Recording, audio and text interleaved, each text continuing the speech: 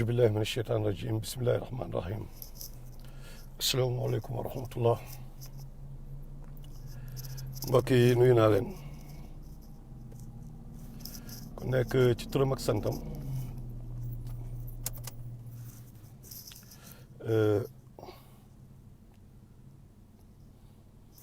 ok kii yu tay bi thème bi lan la pour que Sonko qui parle d'agriculture comprenne que l'heure est un peu à la révolution. L'heure, mais bonne révolution, l'heure est à ce que nit ñi wàcc ci mbedd bi ma ne nit ñi wàcc ci mbedd bi wala nit ñi tenir discours wàcc ci mbedd bi ñan ñoo koy tenir mooy ñi nga xam ni dañoo ne dañoo bëgg a jiite réew mi. Avant may dugg foofu damay wax ak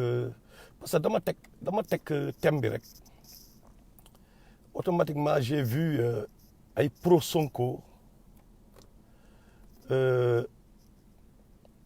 pro Sonko commencé di kaas di ñëw di commencé ëppal quoi boy yi xam nga booy yoo xam ne ils sont même pas encore nés fekke wuñu démb dañoo frais fekke wuñu démb fekke wuñu fu nit ñi jaar grand Alseydou xam nga donc ñoom fekke wuñu fan la nit yi jaar xamuñu lu xew bon nañu xaar tuuti mbokk yi gën a dugg parce que li ñuy commencé nii dafa am solo xam nga dafa am solo il faut que nit ñi xam tuuti quoi waaw maa leen nuyu yéen ñëpp li ñuy wax balaa nga xam li kii li nan lañ koy waxee li sàmm di wëlis xaw ma lan waree fa j'ai oublié affaire bi nu mu demee Ibu Laay xam nga mooy balaa ngay wax kay ngay attaqué nit ki kay nga xam nga déglu ko ba pare wala balaa ngay kii du ay attaque sax parce que bon ñooñu c'est des ay résidus la comme le journal l'habitude de le dire mais juste pour dire que dafa am benn mentalité bu nekk Sénégal boo xam ni war nañ ko xolaat daal war nañ ko xolaat xam nga war nañ ko xolaat bu baax a baax a baax parce que tey jii bu ñu toogee tey ñu ne par exemple Ousmane Sonko gars yi di ko kii de terroriste ak yooyu di ko taxé de terroriste au début bon pouvoir bi a essayé beaucoup de mbir ay stratégie yu maléfiques yoo xam ni pour l'éliminer n'est-ce pas mais pourquoi ñoom Macky Sall ak i ñoñam lu tax ñoom ñu xalaate utiliser stratégie yooyu pourquoi ñoom ñu am espoir ci jàllal yàq der quoi yàq der à ce point imagine par exemple ñu nekkoon tey ci dëkk tubaab yi par exemple dëkk tubaab yi nga xam ñoom au moins seen presse yaa noon seen peuple bi au moins am na nu mu demee par rapport ak ñun par exemple nit ñëw jóge fële rek ne way dem ci télé bi wala taxaw ba def yenn accusation yi même boo koy def mais de manière subtile ni nga koy defee du bokk ak Sénégal quoi parce que du jàll il faut nga aay trop ci fen pour mu jàll mais Sénégal des gens qui mentent mal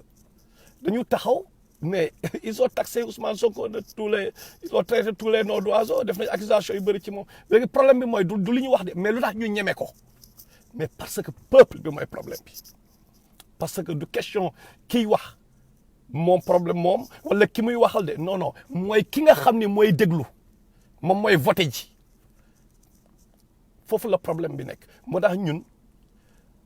il faut ñu xoolaat suñu bopp ñun en tant que peuple yàlla nee na suura Ar-Ra'd yàlla du modifier l'état d'un peuple tant que ñi ko composé modifié wuñu li nekk ci ñoom ok ça signifie tout simplement que tey jii li ñu dal lu bëri li ñu dal mais du politiciens yi quoi quelque part benn nit la bu am ay kii ñun ñooy peuple bi mais xoolal nous sommes là passifs mais da ngay toog mel ni nga wax benn affaire teg benn titre moom seen nuyu naa la mais mel ni Ousmane Sonko yàlla la quoi moom du def erreur wala li mu wax yëpp c'est parfait mais saa waay damay wax nag en public damay wax ok déglu leen ma bu baax li may wax ñun bi ñuy jàppale Ousmane Sonko di jël suñu dërëm ci public laay waxee Ousmane Abdoulaye Baro bi nga xam ne ci bureau politique bu Pastef de leen wax ñu jël suñu as tuut ndax am lu ñu gëm même bu dee 15 ñu jël def ci moment boobu amagu leen jot na xamu leen kuy Ousmane Sonko pour yéen ñu su bëri ñuy mbeli tey xanaa bi buzz bi amee la ñu bëri di wax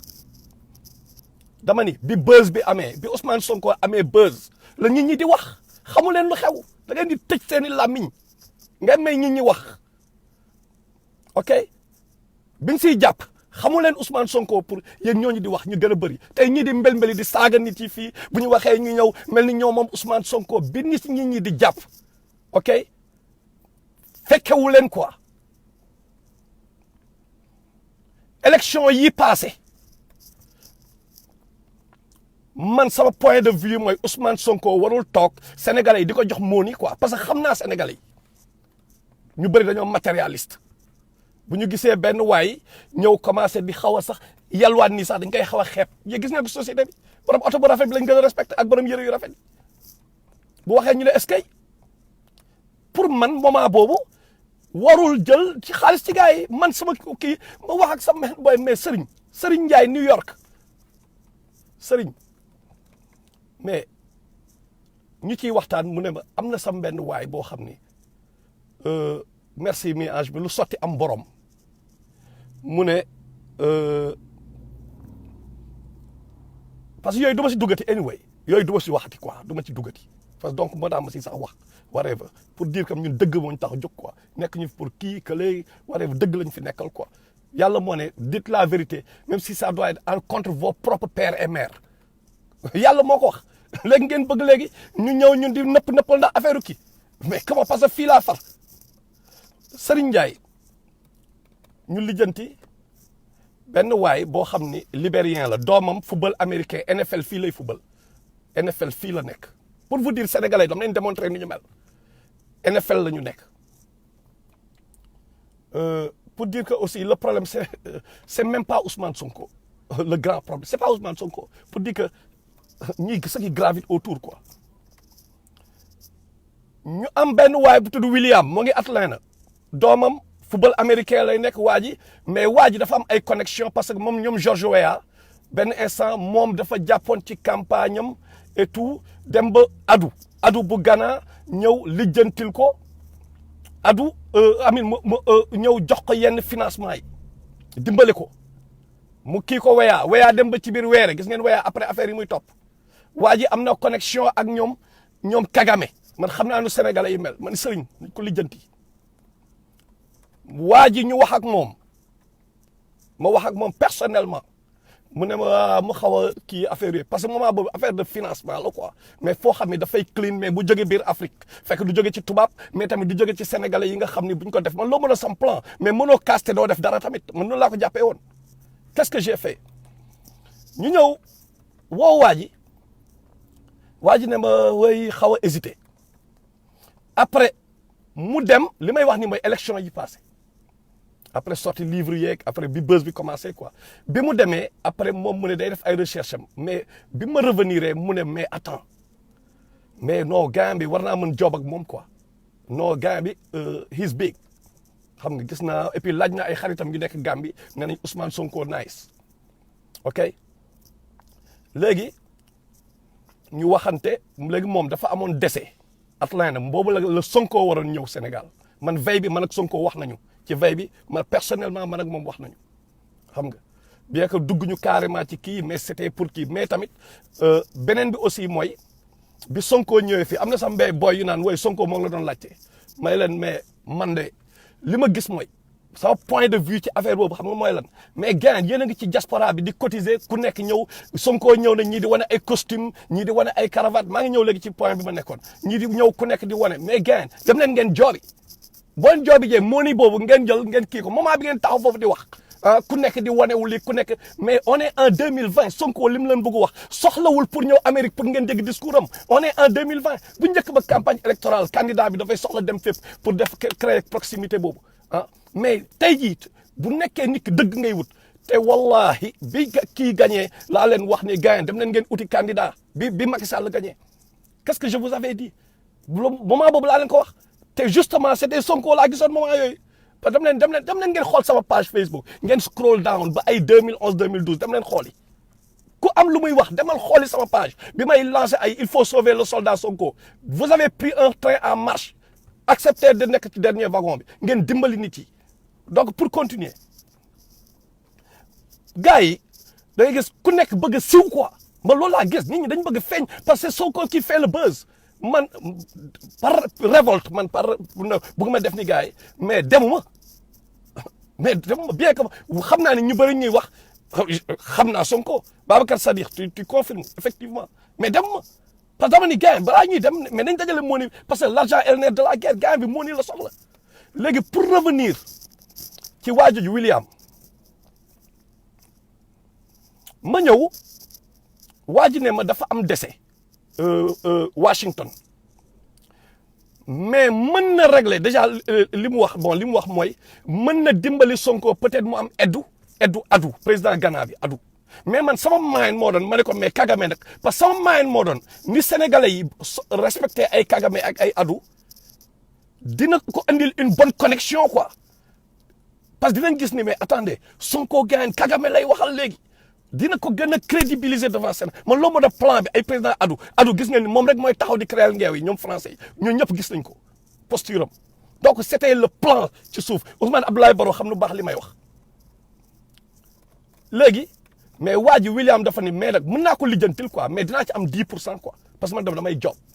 mën naa ci régler benn 10%.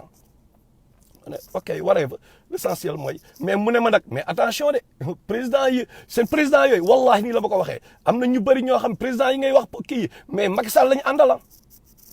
ñu ne Macky Sall la ñu àndal ay Kagame mu ne loolu la mu wax carrément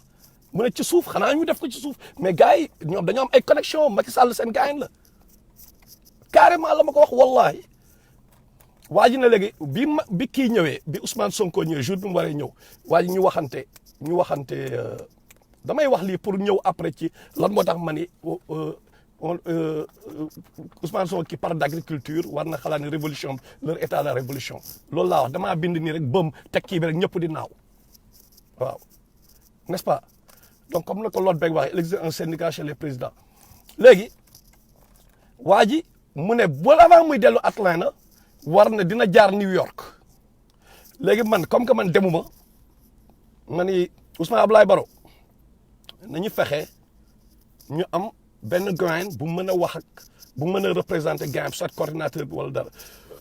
bon man ak Sonko vey bi wax nañu jour kii bi jour affaire bi jour bi Sonko ñëwee man ma woote quoi parce que Baro moo ma jox numéro ma woote ma dajeeg benn gain Omar xaw ma moom mooy coordinateur am xaw ma benn gain Omar Traoré Omar xaw ma lan something en tout cas Omar xaw ma lan moom moo nekk New York Omar Kanté xaw ma genre yooyu. mais gars yi dama kool rek waaye man la Makhtar le Kagoulard mu ne waaw Makhtar yow woo naa la ba sonna yónnee naa la email xaw ma lan président ñëw rek ngay soog a woote xaw ma la nangam ma ne what this niggas talking about xam nga wootee man président xaw ma lu muy wax quoi ma ne ko anyway ma expliqué ko situation ma ne ko nag man mënu ma ñëw léegi yow fexeel Sonko wax ak gars boobu quoi parce que au moins lii affaire Afrique la quoi parce que ñun li ñuy xeex mooy xam nga Sonko li muy représenté mais mënul jël moo ni ci peuple bi ba pare mais il faut que ñu xool africains yi taxaw yi nga xam ne au moins gis nañ ci ñoom volonté patriotique ñu jël ñooñu peut-être ko dimbale ko ba pare ak connexion yi man c'est ça le plan jàll na donc mën naa ci wax pareil xam nga parce que normalement yooyu bëgguma si woon sax wax xam nga mais comme que gars yi parfois du ñu xam quoi dañuy rëy làmmiñ te du ñu xam quoi xam nga pour ñu respecter nit yi tamit ok. waa jooju noonu le coordinateur de Sonko bi nekk New York wallahi dëgg ci tànkam may ko wool Serigne Ndiaye damay wax turam moom mooy seede ok ñi xam Serigne bëri na Serigne ñëpp moom moo doon kii pour association sénégalais yi New York yi connexion am la ok ma koy nuyu au passage muy nit ku baax alright Omar boobu noonu coordinateur Sonko bi New York mais moo ci dëgg tànkam ma woo Baro ma ne mais Baro gars yi nu mu demee nii Ablaye même Baro après il comprend whatever xaw ma lan la fa raconté mais l'essentiel mooy xaw ma lan la ñu raconté du ma dugg yeneen détails yoo xam fekkewu ma xam lu ñu wax ci ginnaaw yooyu du sam problème ma l'essentiel mooy yéene bi lii la woon ñun par rapport ak li ñu xalaat ak li ñu gëm dañu fexe constant par rapport ak li ñu gëm ok noonu la waa ji ñëwee mu changé biem ñëw pour jaar New York et tout noonu la ñu pertee gain bi au moins lu mu dee toogal nga déglu ko ça c'est d'un deuxièmement ñun suñu organisation bi 313 mais am na ay waa Pastef dañoo nekk ci biir waxuma la ñuy Pastef fantu de xaw ma ndax nañ ma permettre ñu kii seen tour ñoom Tamsir Bathily bi gérer massification Pastef France di nit ku baax di def mais ci la bokk Baro moom Ousmane Ablaye Baro ci la bokk ci 313 mais ñun dëgg moo ñu tax a jóg du question Moussa Ndiaye wala Ablaye Gningue wala ay kii non ay dañ fi nekkal ay dëgg lañ fi nekkal ñun xamal la mooy suñu plan teg loo xam ne même bu fekkee ni Macky Sall nga ànd wala whatever ma naan Macky Sall tellement il m'énerve moom tellement kii nu mu tudd encore Ousmane Sonko nga àndal wala keneen nga xam ni bés bu nekkee président mu xam ni y a une force bu doy waar bu fi nekk boo xam ni qui fera office de contre-pouvoir boo xam du fi nekkal kese askan bi la fi nekk parce que loolu la Sénégal soxla loolu la Sénégal soxla mooy képp ku falu nga xam ne doole bi peuple bi nga ragal peuple ñu ne booy nañ teg 313 bi mais gars yi dañ ciy gis seen bopp parce que ñi may wax nii dañu nekk Pastef mais dañu nekk nit yu dëggu nekk nit pour jeng dëgg moo leen yóbbu ci Sonko loolu la ñu gëm ñeneen ñoo ngi ci Thierno Alassane Sall ah dëgg moo leen yóbbu Thierno ñeneen ñoo ngi ci juge dem dëgg moo leen fa yóbbu ah whatever mais da doy lim fu nit ñi gis dëgg foofu la ñuy nekk mais nit ñi am na fu ñu war a mën a daje ñun ñëpp en tant que sénégalais mais léegi donc nañ ñu dimbali bu ñu waxee ñu naan ñu ay way nangam gars yi vous avez pris bi ñuy job pour Pastef fekkewu leen ko quoi opportuniste yi dañoo bëri nag lu sotti am boroom comme ni ko mi Ange waxee sànq Sénégal lu sotti rek am borom te lan mooy benn problème bi bu nekkee sax Sonko nga àndal war nga mën nga ànd ak Sonko mais Sonko bu mu la gënal sa bopp Sénégal rek ngay gis kii di xeex ak Balla Gaye di bëre ak Modou Lo mais gars yi seen biir gàll gars yi di xeex quoi ah ay ñoom Ousmane Ndaw ñii ci ñun la ñu bokk te pourtant ay Sonko la ñu 100% ah ñoom Babacar Sadikh ñooñu ci famille bi la ñu bokk ñooñu ci famille bi la ñu mooy ñooñu nga xam ne ay réel la ñu dañ ko wane bu yàgg bi ñu yàlla kii ba lañ ma gis ne ils sont restés mais on n'est pas obligé de tout le temps ñuy bokk point de vue ba Babacar rek yónnee nga ma message mooy kii bi ma mujjee def live bi ma mujjee def ci affaire xale yi mais tu n'es pas d'accord avec moi ci suuf du dëgg ñu waxtaan ci mais est-ce que dafa laal dara suñu relation au contraire dama koy gën a apprécier parce que kii sama waay la parce que da lay taxawu feneen fu gën a garaaw fii mu taxaw la am na yoo xam doo ko plané am na ñoo xam ne ay réel lañu fekk yi bëri nañ mais am na ay réel ñu réel yooyu nag la ñuy boole ñu joob ak ñoom soit directement ou indirectement ñun loolu mooy suñu plan comme ni ma ko waxee Sénégal da ngay ñëw mais dañu ñëw damay xeex ak sam benn gaañ parce que boy man Messi laa faral moom mu faral Ronaldo quoi mais entre Ronaldo ak Messi man ma xeex ak sam benn gaañ quoi sama koo xam ne ñoo bokk dëkk ñoo bokk di naan caan ñoo bokk mais parce que jikko boobu da ngay ñëw Ousmane Sonko loo ko faral warul la gënal lekk bi nga war a jox sa doom et puis il n'est pas parfait boo loo faral keneen vrai comme ay juge dem ay Thierno Alassane Sall ñoo ñooy réel yi loo leen faral bul fàtte ne buñ la gënal sa bopp parce que même yow da nga am benn àq boo xam yow ak sa njaboot ak sa bopp boo ku ci génn àdduna mais yow ak sa pax la ah yawma yafirul mar'u min akhihi wa ummihi wa abihi wa sahibatihi wa banihi ah li kulli imri'in minhum yawma idhin sha'nun yughni leerul nit jël ay njabootam gis njabootam daw papa gis yaay daw ko kii yaay gis doom daw ko amin papa ak yaay gis parents yi gis doom daw ndax ku nekk sa bopp nga tal loolu man dina tax man may ñëw di jàppal nit ci ay fen wala dara non léegi nag bu nekkee politiciens yi dañoo mel ni ñu mel tey parce que peuple bi yéen a leen imposer loolu problème bi c'est le peuple bi mooy imposer pousser politicien bi à faire de la politique politicienne bu ko deful doo leen ko votel loolu may wax ji ku ko deful doo leen ko votel ku ko deful doo leen ko jàppale ñun dañu dem par exemple damay gis tey par exemple ma door benn kii waa ji Sonko la faral quoi mu yàgg waa jaayef grand jaayef nice ga Matar non yow vraiment mais xool Sonko bi mu kii bés boo laalee Sonko nga gis jikkoom bu xoolal ndekete waa ji faale wula sax yow quoi am na ñeneen ñoo xam ne ñoom siw lañ bëgg dañu ñëw di kii pour se faire remarquer dañ lay attaquer juste pour se faire remarquer ñooñu dañ leen di paqueté ñooñu dam leen di am na ñoo xam ñoo ngi ci liste bi maa ngi gis ngeen dof mu ñëwee yéen ñëpp di ngeen able parce que ngeen di xool de loin parce que am na ay vrai yu nekk en attente yoo xam ñooñu lañ gën a soxla quoi donc il faut ngeen génn il faut que mu objectif nit ki même booy critiquer il faut mu objectif mais j'aime pas ñi ñëw foofu pour faire le petit malin là loolu moom bëgguma ko entre parenthèses quoi xam nga donc je disais que sénégalais yi ñun suñu principal problème mooy émotion même bu ñuy voter vote bi dafay sentimental moo tax bu élection jotee ñoom Macky Sall jóg def le tour du Sénégal jubóowaat ak ñi parce que non Macky Sall ñëw na ba fii gars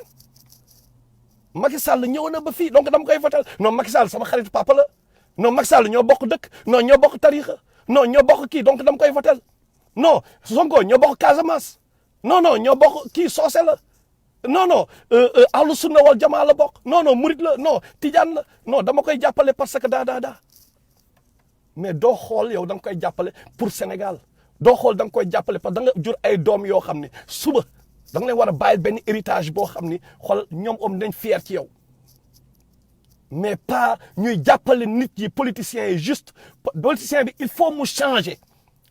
changer mu nekk nit kuy play ay game bu si bëggee génn biir Sénégal parce que peuple bi mooy problème bi ni muy xalaatee mooy problème bi maa ngi ñëw après nag léegi ci lu tax d'accord ma ci plan yi Sonko génne fan yi du ma yow di wax ci suuf non dañuy wax ci kaw parce que yàlla moo ngi ñuy tiim li ñuy wax Macky Sall ok dañ koy wax ñeneen pour ñoom ñu xam ne y a benn contre pouvoir bu fi taxaw ku ci defoon dañ lay wax raayit léegi nag bu ñu waxee nit ñi ne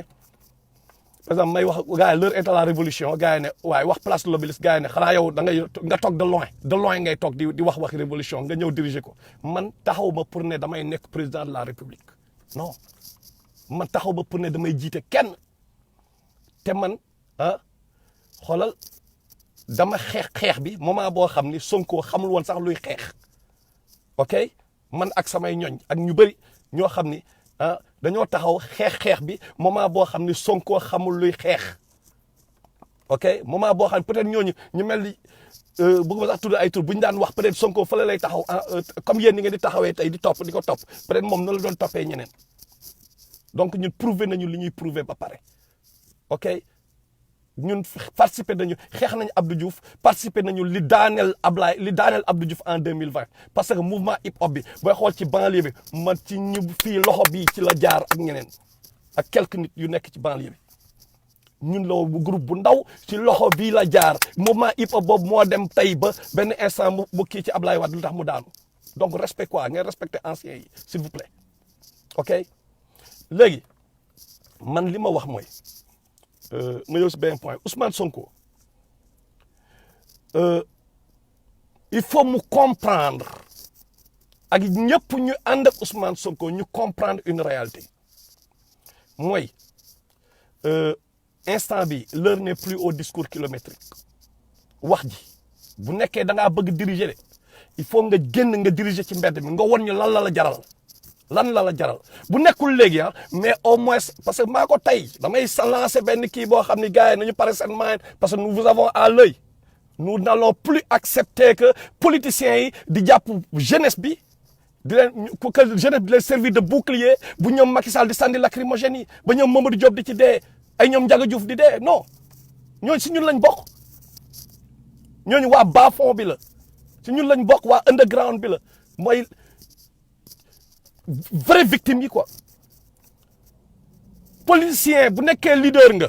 pourquoi may wax lii parce que c'est clair que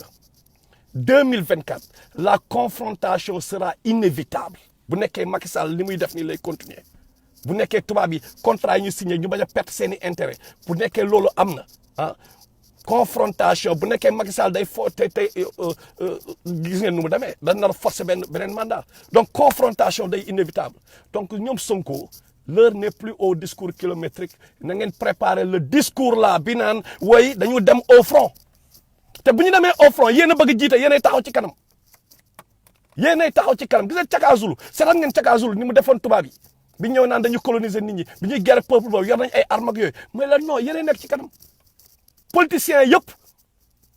képp kuy jëngu ci politique Sénégal bu confrontation amee bu cooki amee ak Macky Sall di ngeen taxaw ci kanam parce que dañoo sonn ci gis xale yi di dee après ñu pare gis benn Barthélémy Diaz ñëw rey benn kii Diouf nanga quelques années plus tard ñu dox mu toog ak Ablaye Wade ñoom ñaar ñu toog comme si de rien n'était mais Ndiaga Diouf bu Caaroy ñu fa lañ jógee Ndiaga Diouf moo perte moom ak famille am pourquoi mu perte parce que yéen a ko appauvrir famille am moo tax mu nekk une proie facile ngeen jël utiliser ko mu dem mosuñu gis yàgg nañu yónnee ay nervi biir Sénégal mais mosu leen gis affaire yi escalade ba ñëw ay prétexte la le gars il est arrogant bëgg na wane ni moom daa yor gun ñun xam nañ ni mu demee parce que loolu mooy style am donc tak mu génne affaire yi mu rey benn doomu aadama il faut mu assumer loolu mooy réalité bi pourquoi chaque fois peuple bi mooy dee léegi nag il faut que game change am ñoom bu marche amee def leen seen mind yéen ñëpp ñuy yëngu tey ci politique di ngeen takk seen i bu yeba ngeen commencé dawi ngeen dugg saali commencé entraîner parce que mbel kese yéen a bëgg diriger mbel kese non it's not gonna work maa ngi wax ak am na benn mbokk ma waxal sànq mu ne ma non daf ma yónnee message ci suuf maa ngi koy nuyu vraiment il a été très correct et respectueux mu ne ma non c'est que xanaa gisoo système bi Ousmane Sonko dañ ko teg choc moom bu kiyee dañ koy jàpp xam nga dañ koy jàpp ah ma ni mais attendez mais buñ ko jàppee moom kenn du ko jàpp ah moom dañ koy il faut mu éviter ñu jàpp ko quoi mais ñeneen ñi nag ñoom Guy Marius Sagna ñoom il faut ñu jàpp leen quoi Amina am na ñoo xam sax bëgguma kii parce que yàgg nañ kii ñu leen di jàpp mais li mu bëgg wax rek mooy que mu clair que affaire bi dafa ànd ak ay risques il faut ñu prouver quoi ku ci nekk da nga am yaay doom famille bëggoo say doom bëgg ñu perte seen papa am na si tey ñu tëdd si jeel bi ñoo xam dañoo am ay doom ah dañu waxante right ah Assane Diouf bien que d'accord ma ci ay saagaam d'accord ma ci méthode bi muy utiliser mais quand même mais jeel nañ ko tey non lan la doon def dénoncer système bi bien que moom tamit kenn xamul day ñëw dénoncer whatever bëgg fa dugg ci détail yooyu ok ah donc il faut que ça soit clair il faut ñun ñu dugal loolu ci bopp képp koo xam ne da ngay aspirer à diriger mënuñ ñëw tey ñu ne Sankara ñu ne Che Guevara ñun ñëpp ñuy bàkkoo naan non diw jàmbaar la woon non on parle de panafricanisme tey ñëpp naan non ñun ay panafricains lañ les vrais ñoom ñëpp dañoo nekkoon ci front bi ñenn ñi dañ ci perte seen bakkan donc Sénégal ku mu jarul nga perte sa bakkan mais mënoo diriger affaire bi nag wax ji nag dafa commencé yomb trop tamit ah you know what I'm saying wax ji dafa yomb du dëgg léegi Ousmane Sonko dafa ne déjà loolu moo gën a andi wax ji sax mooy dafa ne affaire agriculture na gars yi dellu ci agriculture bi ma ne nag man sama problème mooy langage bi dafa commencé nekk langage politique bu ñi nga xam dañuy def politique politicienne xaw ma ba man loolu la ma xaw a jox parce que benn instant gis nañ fi Sonko bi mu demee ci kër kii gars yi di kaas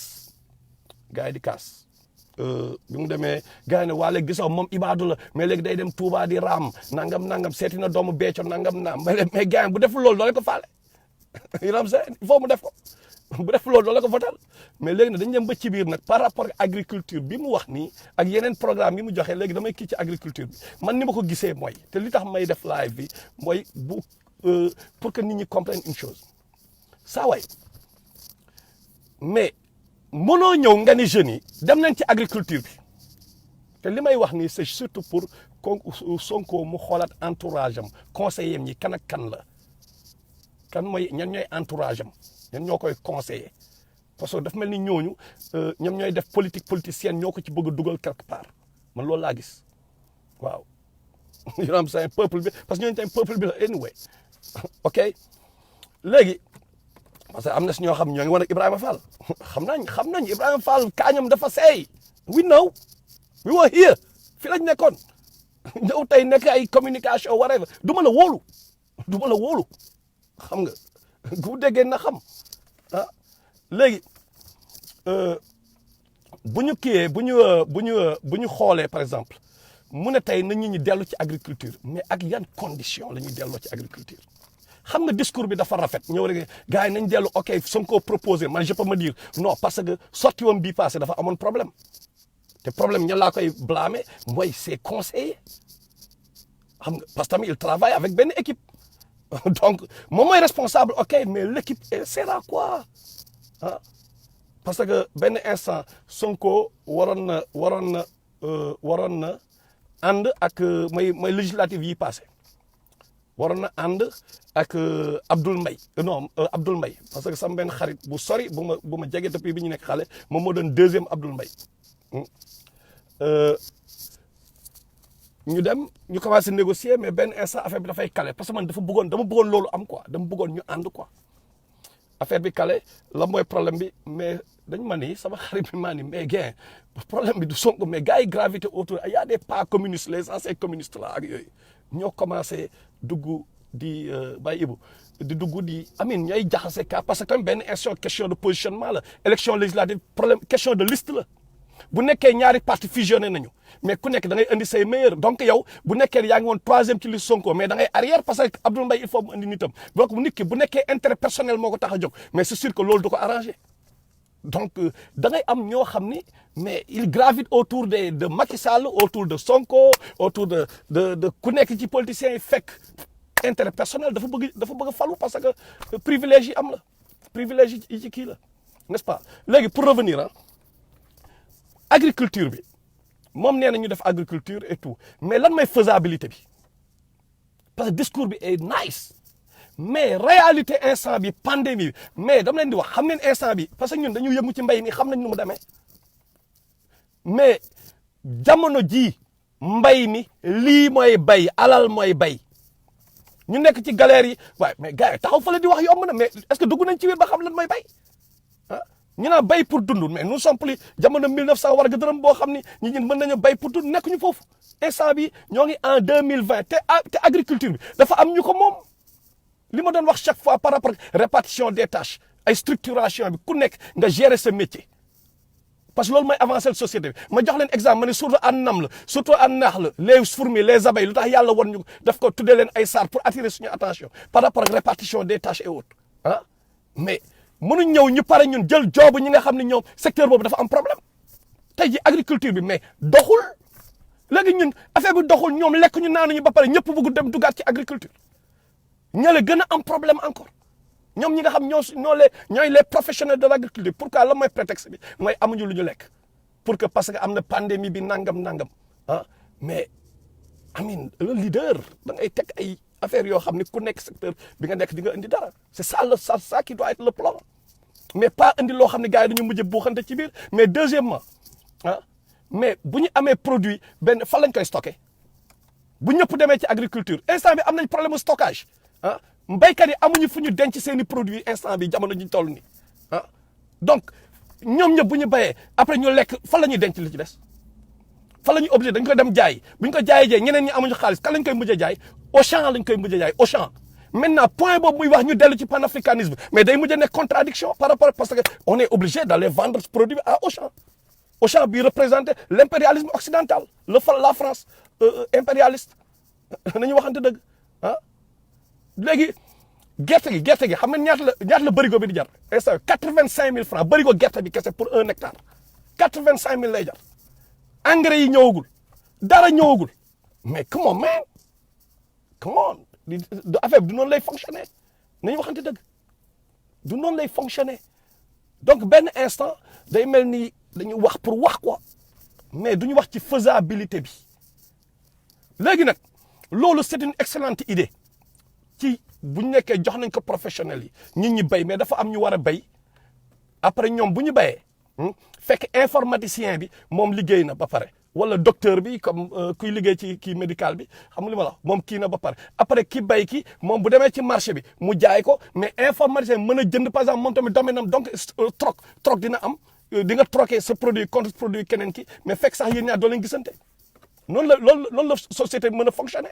mais pas ñu ñëw ku nekk empiété ci jobu keneen ki it's not gonna work ah n'est-ce pas loolu du dem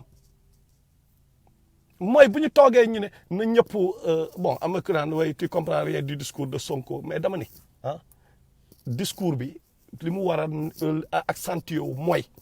instant bi on parle de système Sonko moo wax système faut pas mettre la charrue avant les bœufs système bi mënoo toog en public par exemple ma ni booy damay dem man Moussa Ndiaye sama ennemi la quoi waa ji tudd Moussa Ndiaye sama ennemi la moom kii ennemi peuple bi la dama koy xeex léegi man ñu war a daje guerre maag moom stratégie bi ma war a utiliser ma taxaw ci digg penc mi naan waa Moussa Ndiaye suba dinaa jaar fële arme bi ma yor flèche laay indi ak ñaari xeej ak ñaari kii non yow yaa ngi xeex Macky Sall mais en public nga toog di teg programme yi mais Macky Sall bëggul wàcc moo la ëpp doole dafa mel ni gars yi bi ñuy wax waxi franc-maçonnerie rek toog ne way il faut ñu xeex franc-maçon yi nangam may leen mais information yi ngeen am yëpp franc-maçon yi ñoo leen ko jox ci télé bi ngeen di toog di wax ngeen di xeexee franc-maçon yi société secrète boo xam ne xamu leen karakal la même chose bu noo xeex Macky Sall ba pare nga toog ngay teg stratégie yi ngay jaar pour xeex ko donc mën nga wax nag pour que discours bi neex ci nopp nit yi xam nga comme li ko politique di imposer ok te foofu il faut qu'on soit honnête ñu ne non dama doon wax bi pour discours bu neex mais faisabilité bi fan la extense bi lan la bunoo ñëw di teg say plan ci kanamu télé beeg rajo bi Macky Sall di ko dégg te ñu parlons de système la ñu war a xeex mais système boobu noonu système bi bu rekkee ni da nga gëm ni mooy problème bi moom nga war a xeex mais dañu waxante dëgg xam nga ok comme ni ko bàyyi bu waxee avec quel argent ak engrais effectivement loolu mooy sama loolu laay soulever système bi dafa nekk même boo bayee ak loo mënta def soit nga xeex ay panafricanisme loo mënta xeex système boobu noonu tant que moo ngi xam yoon bi nga jëm dina la mettre les bateaux dans les roues ça c'est d'un deuxièmement système bi dafa xóot ay reenam dafa xóot biir Sénégal ba nga xam ni mais mënoo def dara tant que éliminer woo système bi d'abord nooy éliminer système bi mooy nan mooy nga woo peuple bi comme ni ma leen ko waxee démb 10 millions de Sénégalais bu ñu génnee ci mbedd mi système bi dina tëb waxoon naa leen ko nee naa leen wax naa leen ko répété naa leen ko li war a kii suñu maay ñun ñëpp mooy pourquoi ñoom George Soros ak ni ñu puissant wee war a jógee États-Unis dem ba Parcelles Assainies pour seeti Y'en a marre ak président français boobu parce que loolu mooy faible système bi foofu rek nga ko mën a jaaree mais nooy ñëwee nga ni way whatever dañu ñëw kii def lii te yow doo affronter système bi nag xam la moo koy affronter mooy da ngay taxaw ci mbedd bi ànd ak 10 millions sénégalais ñu génn ci mbedd bi tëbal système bi gis nañ ñoom Moubarak Égypte dañoo mujjee dañoo daanu ñoo gënoon puissant Macky Sall ñoom Ben Ali dañoo daanu ñoom ñëpp a gënoon puissant bu mbedd bi génnee dañu dem seen yoon tey jii Donald Trump tey Amérique tey waaru na tey dem na ba benn instant dañ ko dugal ci benn banque Maison Blanche parce que peuple bi bu jógee loolu mooy doole bi donc job bi fan la war a nekk mooy conscientiser peuple bi def mais bon lan la ñuy wax mooy am na ñu koy waxaa dañu naan mais yaa gën a xam ni peuple bi ils sont pas assez mûrs ils sont pas assez mûrs pour boo leen woowee ñu génn wala boo ko defee dañ la naan da ngay indi fitna ci réew mi effectivement dëgg la mais il faut ñu jël ay risques parce que ñiy wax ni tey dañu indi fitna ci réew mi bu nekkee ñi jóg nañu xam nga mooy ñan mooy ñi nga xam ni seen ceeb dafa tooy mooy ñi nga xam ni seen lépp ça va ñooñu ñooy waxi fitna. mais ki lekkul naanul moom chaque jour fitna la ki toog yaayam amul lu mu lekk amul lu mu ko jox gis na doomam yi amul lu mu leen jox mais kooku ci fitna la dëkk dañoo defe ni fitna mooy taxaw rek tëmbal ay kii te ñun li ñu wax dafa leer dañoo ne pacifique marche pacifique la ñu wax démb dama leen ko wax dama leen koy répété waat parfois franc-maçon yi da ngay sàcc seeni stratégie il faut nga jël ñoom seen stratégie mooy ñooñu noonu ak yenn société kii ak ñooñu mooy comme ni ñu def printemps arabe bi seen stratégie da nga koy nangu ennemi bi da ngay jël ay stratégie wam da nga koy jàng nga xam stratégie nga nangu ko nga appliqué ko donc lan la marche pacifique la ñu wax amul toj ay bus amul toj pression boobu nit yàlla moo ko may doole énergie yoo xam ni mais bu ñu taxawee nekk 10 millions amul benn président bu attan pression boobu président yëpp dañu mujj daw gis ngeen ñoom Blaise Compaoré dañu mujjee daw pression bi la nit dul attan parce que doomu aadama noonu lañ ko muulee noonu lañ ko defaree donc bu gars yi di wax waxi changement mais ñoom Ousmane Sonko wax fi ay lii nañu def lii ay gerteeg ay xaw ma lan ñu béy ak affaire yooyu te yow yaa gën a xam ne ventre plein nègre content ñu béy après ventre plein mais nègre yi après dañu toog ñu pourtant Macky Sall garaawul de la ma leen expliquer benn pour ngeen comprendre rek benn gars bu ñu sama gars yi France mu ñëw mu ñëw fekk ci gars yi ci galère bu bon xam nga rek France booy soog a amoo këyit dafa métti right xam nga léegi bu ñëw dama leen wax parce que loolu mooy Sénégal li ma la wax dafa am solo chaque jour day kaas chaque jour waaye kaaw bi kay ma xamoon doon fi ñëw kaaw bi nangam di saaga France rek chaque jour moo ngi saaga France benn jour temps seddaay gars yi ñëw togg benn ceeb gars yi togg ceeb bu mool teg ceeb bi xam nga seddaay bi yooyu xam nga day gën a xiif après xam nga kaaw bi boisson yu ngand yooyu la gars yi jël boisson yi ñoom moor teg affaire yi quoi teg boisson yi mais xam nga Ablaye bi lan la wax bi mu tiimee ceeb beeg yooyu yii neexul waaye kaaw bi neexul waaye neex na de gars yi neexul waaye neex na de xam nga automatiquement li mu doon kaas côté job li gën a tax li ko indi kaaw bi xoolal fàtte na loolu parce que cob bi tegu na quoi ah la moo tax ñuy corrompre ay pakoti la moo tax gars yi le vote sentimental lu tax ñoom ñuy dem bu élection jotee ñu dugg ci réew mi dugg ci village yi di corrompre nit ñi ba pare muy jàll xoolal chaque année ñu def ko depuis temps Senghor ba léegi loolu la ñuy def seera ngay film Gelwaar ni mu ko dénonce loolu mooy ambali mais pourquoi ça continue de marcher pourquoi muy marcher ba léegi donc quelque part aussi problème bi comme ni ma ko waxee sànq c'est même pas ay dirigeants yi quoi du ñoom quoi mais problème bi ñun ñooy problème bi peuple bi mooy problème bi ak ni parce que peuple bi mooy dem voter ji pour que politicien boobu mën a nekk président mais bu fekkee ni peuple boobu noonu moom ku ñëw nax ko da ngay toog sax mbër yi di la nax ah ñoo xam ay okongwo lañu okong monde c'est fort okongwo ay homme d'action lañu ñoo ñëw di la nax ah nga ñëw xoolal ay ñoom waykat yi di la nax rappeurs yi ñëw nax la ah politiciens yi nax la ñëpp laal ñëpp ku jóg rek nax la peuple bi parce que la tegante dil la mais donc peuple bi moo war a xoolaat léegi nag ni muy xoolaatee mooy déjà pourquoi révolution boobu ah mu am solo mooy dina tax lépp li nga xam ni dañ ko hérité woon ci tubaab bi nga xam ne mu jëm ci liy doxal suñu réew suñu constitution yi moo naam xoolal gis nga les conclusions des assises nationales yooyu la dañ ko mën a appliquer dinañ ko mën a au moins appliquer mais bii pas peuple bi moo koy imposer pour wax président bi nga xam ne yow ñëw nga ku mu mënta nekk nag ñëw nga que ça soit Sonko wala ku mu mënta nekk ku ñëw ah di nga xam ni gaayen kat doole moo ma jox affaire bi doole bi daaneel Macky Sall nii ah mais non du résister même pacifiquement la ñu doon daanelee yenn présidents yi moo tax ku ci ñëw ñeme def lu muy def donc foofu yow di nga appliquer bu ñu la joxee conclusion assises nationales yi bu ñu la waxee xoolal na nga def rupture entre ñun ak li jóge France waxuma lépp nag parce que am na lu jóge France ci tubaab bi loo xam ne arrangé nañu mënuñu ko rejeter surtout côté ay sciences ak technologie ak yooyu mënuñu ko rejeter yàlla moo leen ko jox même la langue française du fépp nga koy rejeter parce que yàlla moom langue bi ok pour muy leer quoi donc il faut loolu am révolution boobu am ñu bindaat lépp mais niñ koy bindee mooy dañuy xool ñun ni ñuy xalaatee ñu xool au fur et à mesure ñu xoolaat surtout histoire du Sénégal ah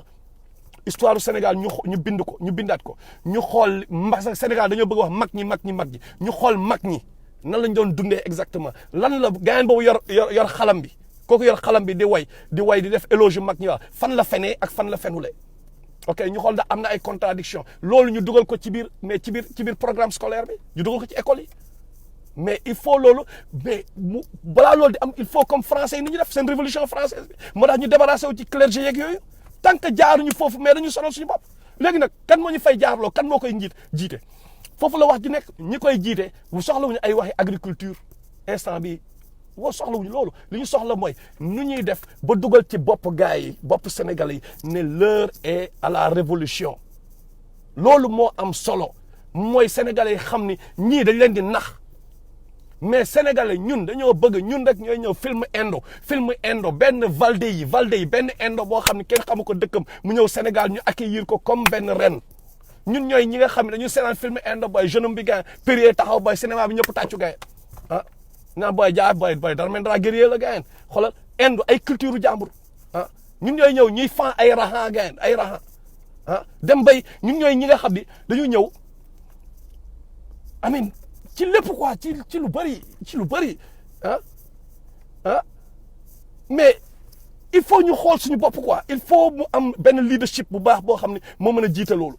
te loolu mënul am tant que rupture amul il faut ñu rompre parce qu'on parle de système mais il faut pas que ñu contredire suñu bopp par rapport ak système boobu il faut rupture am il faut ñu taxaw rompre ak Macky Sall nan lay demee mooy 2024 bu nekkee gars yi dañoo bëgg dem ba 2024 encore une fois c'est sûr que clash dina am encore une fois préparer leen xam nga effectivement Ousmane Ndaw nee na une révolution peut être culturelle voire agricole mais process la ok ñi da ngay xool ñi nga xam ne révolution culturelle la ñu def la ñu def ñooñu ci ban process la ñu jaar xam nga non lan mooy seen process la Chine ci ban procédure la ñu jaar mais kan moo job ak yan révolution ñoo fa amoon avant lan moo présenté bopp yi kan moo pare bopp yi pour que révolution culturelle boobu am mais communisme lañ fa imposé mais communisme mooy dictature boobu noonu dañoo ñëw imposé fa jaay leen doole pour que après peuple mën ko accepter mais pourtant si ñoom am nañu fipp dem ci tubaab bi leen influence ñu naan ay dictature gis nga li xewoon Hong Kong ba ñu rey fa gars yi place Thieneng ñaa ngi xaw ma lan waree fa seen tur yooyu noonu donc loolu yëpp process la mënuñ ñëw ñun Sénégal ñun loolu du suñu réalité instant bi révolution culturelle mën na am et tout mais ñun culturel amin you know what I'm saying loolu yëpp c'est inclus loolu procédure la du ñun li ñuy xool mooy la fi ñu jëm carrément la route par exemple njiit bu fi mën a nekk tamit il faut que ça soit clair dans la tête de tout le monde xam nga mooy ñun ku mën nekk président mais du moom moo ñu siy génne dafay déclencher process bi rek moom il peut être la route buy mener à la destination mais il sera pas à la destination destination bi mais ki koy changer mais foofu il faut des ñaata année du tey parce que le mal est trop profond mais li ñuy wax ñun mooy déclencher process bi mooy changement de paradigme ñun loolu la ñuy wax changement de mentalité xool ñun sénégalais yi ni ñuy joobee xam nga ni ñuy appréhender suñu rapport aux politiciens yeeg affaire yu xam nga nee na ma trust Sonko's process non bien sûr trust naa Sonko's process mais il faut Sonko comprendre que ça soit moom que ça soit ku mënta nekk que dina am benn Makhtar boo xam ne day def benn live ne la saa waay mooy lien bul dof loolu dafa am solo wala beneen keneen ak keneen mais fekk de manière objective lañ koy def pas ñu ñëw rek far fenn ku nekk non xam nga mais ñun ñëpp xam nañu quoi xam nga dafa am solo quoi donc pour revenir daal li may wax mooy encore une fois gars yi partisan te lii dafa am solo partisan ñi soog jël train bi en marche partisan Sonko yu bees yi ngir yàlla yéen da ngeen di indi ay problème benn instant ngeen di indi ay problème yu dul jeex pourquoi parce que tax ngeen ba nit ñi taxaw fii di saaga ay saaga yu kenn xamul tax ngeen ba keneen ak keneen mais daal wax dëgg yàlla war ngeen xool seen comportement moomu leen kenn fii moomu leen kenn ku nekk day joxe point de vue am nit ñi mën nañu échanger dans le respect ok parce que tamit li ñi def yéen defu leen ko pour la plupart ñuy wax xam nga comprendre nga waaw loolu rek boo ci léegi nag il faut ngeen comprendre ñi mel ni man peuple bi laa faral 100% man peuple bi kese laay gis quoi te bëri na ñu mel ni man comprendre nga bëri na quoi léegi nag ñooñu bu ñuy wax mais toujours xoolal ni du question Barcelone contre kii comme affaire non man lay waxal quoi parce que waa ji gagné wu ci dara man bëgguma nekk député bëgguma nekk président bu nekkee siw rapajo laa bokkoon siw xam nañ lan mooy siw ok xam nañ lan mooy siw quoi dund nañ ko mais am na sax benn gars boo doon wooy footballeur bu dul fooyee bal parce que siw boobu bañ ne ko ba kagul lañ daan sol xam nañ li muy saf jaaxaluñu c'est rien du tout siw yoo xam ne doo yor dërëm foog nga koy bàyyi dem uti dërëm tu vois je veux donc utuñu dara jéemuñu nekk député jéemuñu nekk dara donc les gens doivent se poser des questions pourquoi gars yi yàlla moo ñu nattoo affaire bi moo ñu nattoo lii parce que même bi ñuy dugg ci rap bi y avait rien gisuñu ko réussir ci rap gisuñu ko am dërëm ci rap ñu bàyyi lépp ñu ñëw maa bari ñu bàyyi lépp ñun ñu commencé dugg ci rap boobu ba mu nekk tey un mouvement révolutionnaire boo xam ne tey jii sax même bu pandémie bi kii bu amee dañu woo rappeurs yi pale ñu gis ay Y'en a marre fi mu jaar tey ay rappeurs la waaye lan moo ñu ci dugaloon il faut gars yi di réfléchir ci loolu te ngeen respecté ñu aussi ngeen respecté suñu fi ñu jaar quoi ñu respecté ko s'il vous plaît parce que ñun peuple bi la ñu nekkal gagné wuñ ci dara loolu dañ fi nekk di jaay ay cassette lan la ñuy jaay ay rappeurs ay woykat yu jaay ay cassette lañu wala ay politiciens bu jaay discours mais non pas du tout lan la ñuy ut am nañ suñuy njaboot am nañ suñuy jabar on est casé et tout soxlatuñu lan la ñu ñun ak ñoom ibaak gars yi loolu la ñuy dund instant bi wallahi fii sabilillah rek moo tax ñuy def dama ni wallahi fii sabilillah moo tax ñuy def même 313 wallahi billahi fii sabilillah kese la mais lan ci gagné leen lu dul nga am satisfaction gis ni am na loo changé Iba daf ma ko daan wax yàgg na nag ne ma gain booy instant booy ñun rek ñëw yàgg na bi ma koy wax ñun ñoo mën a changé town bi mais moment yooyu damay gis affaire bi ma ne waaye mais gain gars yi dañoo métti de noonu la nar a demee mais après ñuy dem mais je vois que il a raison parce que dañoo gis ñu changé quoi xam nga dañoo gis ñu changé ñun dañuy jot ay messages yoo xam ni mais nit ñi dañoo ñëw naan la grand yow yaa changé sama life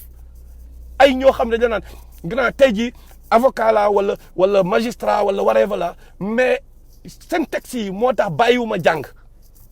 mais loolu la ñu dégg loolu nag mooy satisfaction bi mën nañ ñëw benn kenn ñëw ne la mais yow da nga mel ni papa ci man ah ki may wax moo ngi di ma dégg ah kooku est-ce que mën naa ko parce que dafa teel a perte ay parents ba pare kooku ñun ñu ñëw di ko seetaan mais it's not gonna work loolu il faut nga nekk traître pour nga seetaan ñooñu am na ñuy wax di kii mais am na ay ñoo xam ne keroog ah kii Bousso laay wax ah PM Bousso daf ma wax lu daw yaram mu ne ma mais grand kii ñoo tax sa live yi ngay wax ni ci alxuraan bi moo tax ma intéressé wu ci alxuraan bi quoi instant même sama sœur yi gaañ kii naan ci Coran bi xam nga loolu la mu wax keroog moo ngi may dégg PM Bousso moo ngi fii dafa ngeen laaj ko du dëgg kooku nag ñun est-ce que am nañ droit après loolu ñun ñu abandonné peuple bi mais amul ay Sonko amul ku même suñu papa bu fi taxawoon di def luy ki dañ koy wax raay parce que yàlla moo ko wax yàlla moo ñu gënal suñu papa ak suñu yaay yonent bi moo ñu gënal suñu papa ak suñu yaay dëgg la wala dëgg donc nañu xool ku nekk action boo gis lan mooy motivation bi derrière dafa am ñoo xam ne dañoo nekk ci kaaw bi mais Europe dafa toj gars yi xam ngeen baax li may wax États-Unis dafa toj fépp nekkatul li mu nekkoon ñëpp a ngi xalaat ñibbi tey jii ñëpp a ngi xalaat ñibbi mais dafa am ñu bëri ñoo xam lan la ñuy def ala Souleymane Jules Diop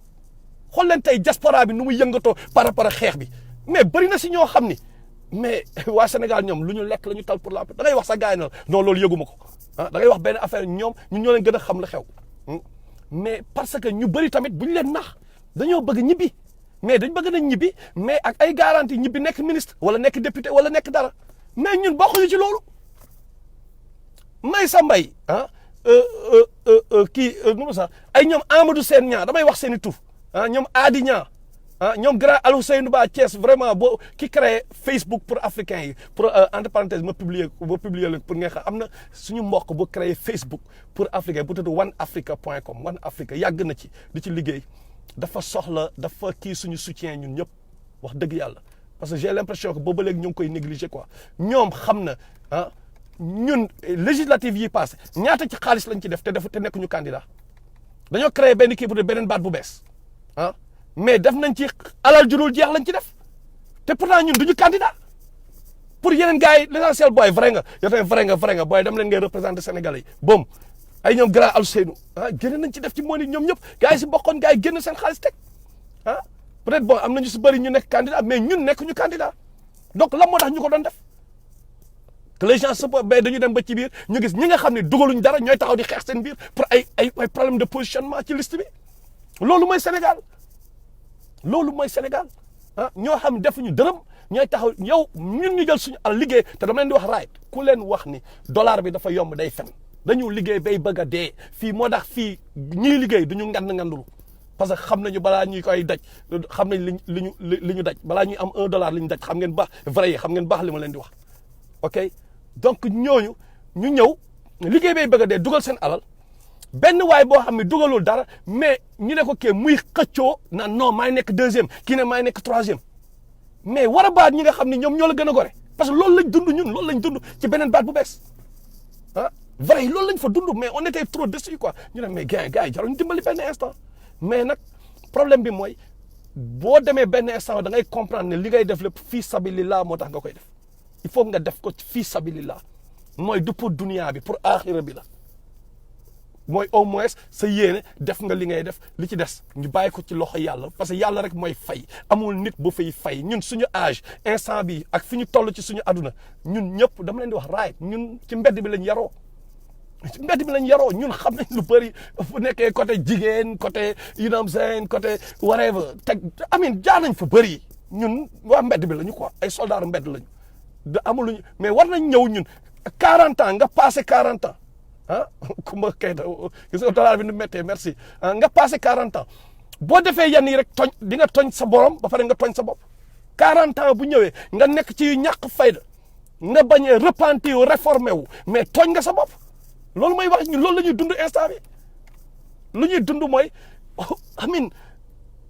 dafa leer quoi yàlla may ñu li ñu may yëpp may ñu noyyi may ñu nga gis sa morom yi nga tane yu dul jeex ba pare nga nekk fi di teg dil peuple bi wala nga nekk di gën a foqale mel ni député yooyu nga xam ne nga am salaire député ba pare en même temps nga dem di def ay faux billets ñi yorul kon fu ñu jëm te ñoom te ko wala nga nekk yow député wala kii après yow léegi nga nekk di jël ay comment ça s'appelle encore di dugg ci ay drogue ak ay yu kenn xamul donc foofu la problème bi nekk ok kii moo ngi naan tu parles whatever il faut ñu leeral yenn ñi pour ñi nga xam ne ay dañoo bees bi ñu juddoo yàggul xamuñu li xewoon démb moo tax il faut ñu expliquer leen pour ñuy bàyyi xel ci ñun li leen di wax te du ñun kese ñu bëri la ok ñu bàyyi ci xel mais dafa am des ñoo xam nag ñoom dañoo bëgg nekk des comme des ânes sauvages parce que dañu wax ba sonn li nga wax yëpp ñoom duñ ci retenir dara xam lu ñuy retenir ay yu kenn xamul donc ñooñu bu ma ñëwee yow xam nga ni mel nga ni 408 xam nga li ma la donc nañu bàyyi xel ci loolu s'il vous plaît Sénégal am na ñu bon mais am na nit yu baax mais bu ñu waxee tamit ku nekk képp ku wax xool leen lan mooy la motivation derrière action bi mu def lan moo koy motiver xool leen loolu am na ñoo xam ne gëm nañ yàlla dañoo liggéey te yàlla tax am na biir Sénégal te ñooñu ñu baax ñi la ko yàlla di teg yàlla bu tegee ci loxo yu bon yi xamal ni ci musiba lañ jëm loolu moom il faut mu leer ci bopp Sénégalais yëpp bés bu loxo yu bon nekkee ay leader leadership bi bu tegoo ci loxo yu bon mais wallahi xam leen ni fi muy jëm du baax parce que il faut ay loxo yu set ay loxo yu baax pour que leadership bi mën a jaar yoon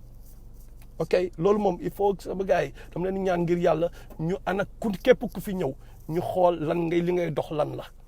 c'est tout c'est tellement simple donc pour revenir nañu waxante dëgg gars yi ñoom Ousmane Sonko ñoom Macky Sall ñoom ñëpp ñu nekk ci arène politique képp koo xam ne da nga bëgg a jiite réew mi xamal ni nous t'avons à l'œil contradiction bi fi am dañ fi toog ñu wax ko parce que peuple bi moo ñu amal solo xam nga mooy intérêt peuple bi bu nekkee sax tey parce que tamit wax dëgg yàlla bu ñu xooloon bu baax a baax am na ay points yoo xam ni wóor na leen boo ci waxee sénégalais nañ la saaga mais ñun dañ ciy ñeme wax loolu tamit ne ko gars yi analyser pourquoi bu ñu neexoon ñu toog fi di neexal xam nañ ni ñuy neexalee sénégalais yi xam nga mooy ñan mooy ñi nga xam ni Karim Wade en 2011 moom mooy tax ñu naan révolution monarchique moo am dévolution monarchique whatever ñëw di xeex kii comment ça s'appelle encore di xeex Ablaye Wade ak doom ji ñu nekk di leen xeex mais même Karim Wade boobu plus tard ñu tëj ko kaso gars yi defaat ko un âge mais day gis kenn koo xam ne kii politicien bu bon la nangam mu génn aduna mais ñu def ko héros quoi ñu def ko héros fàtte waa ji li mu defoon au lieu ñu neutre sax au moins parce que bëggoo wax lu ñaaw mais dañu jël waa ji defaat ko un âge loolu mooy Sénégal loolu mooy ñun Sénégal ñun noonu la ñuy fonctionner te loolu mais dara nekku ci yoon dara nekku ci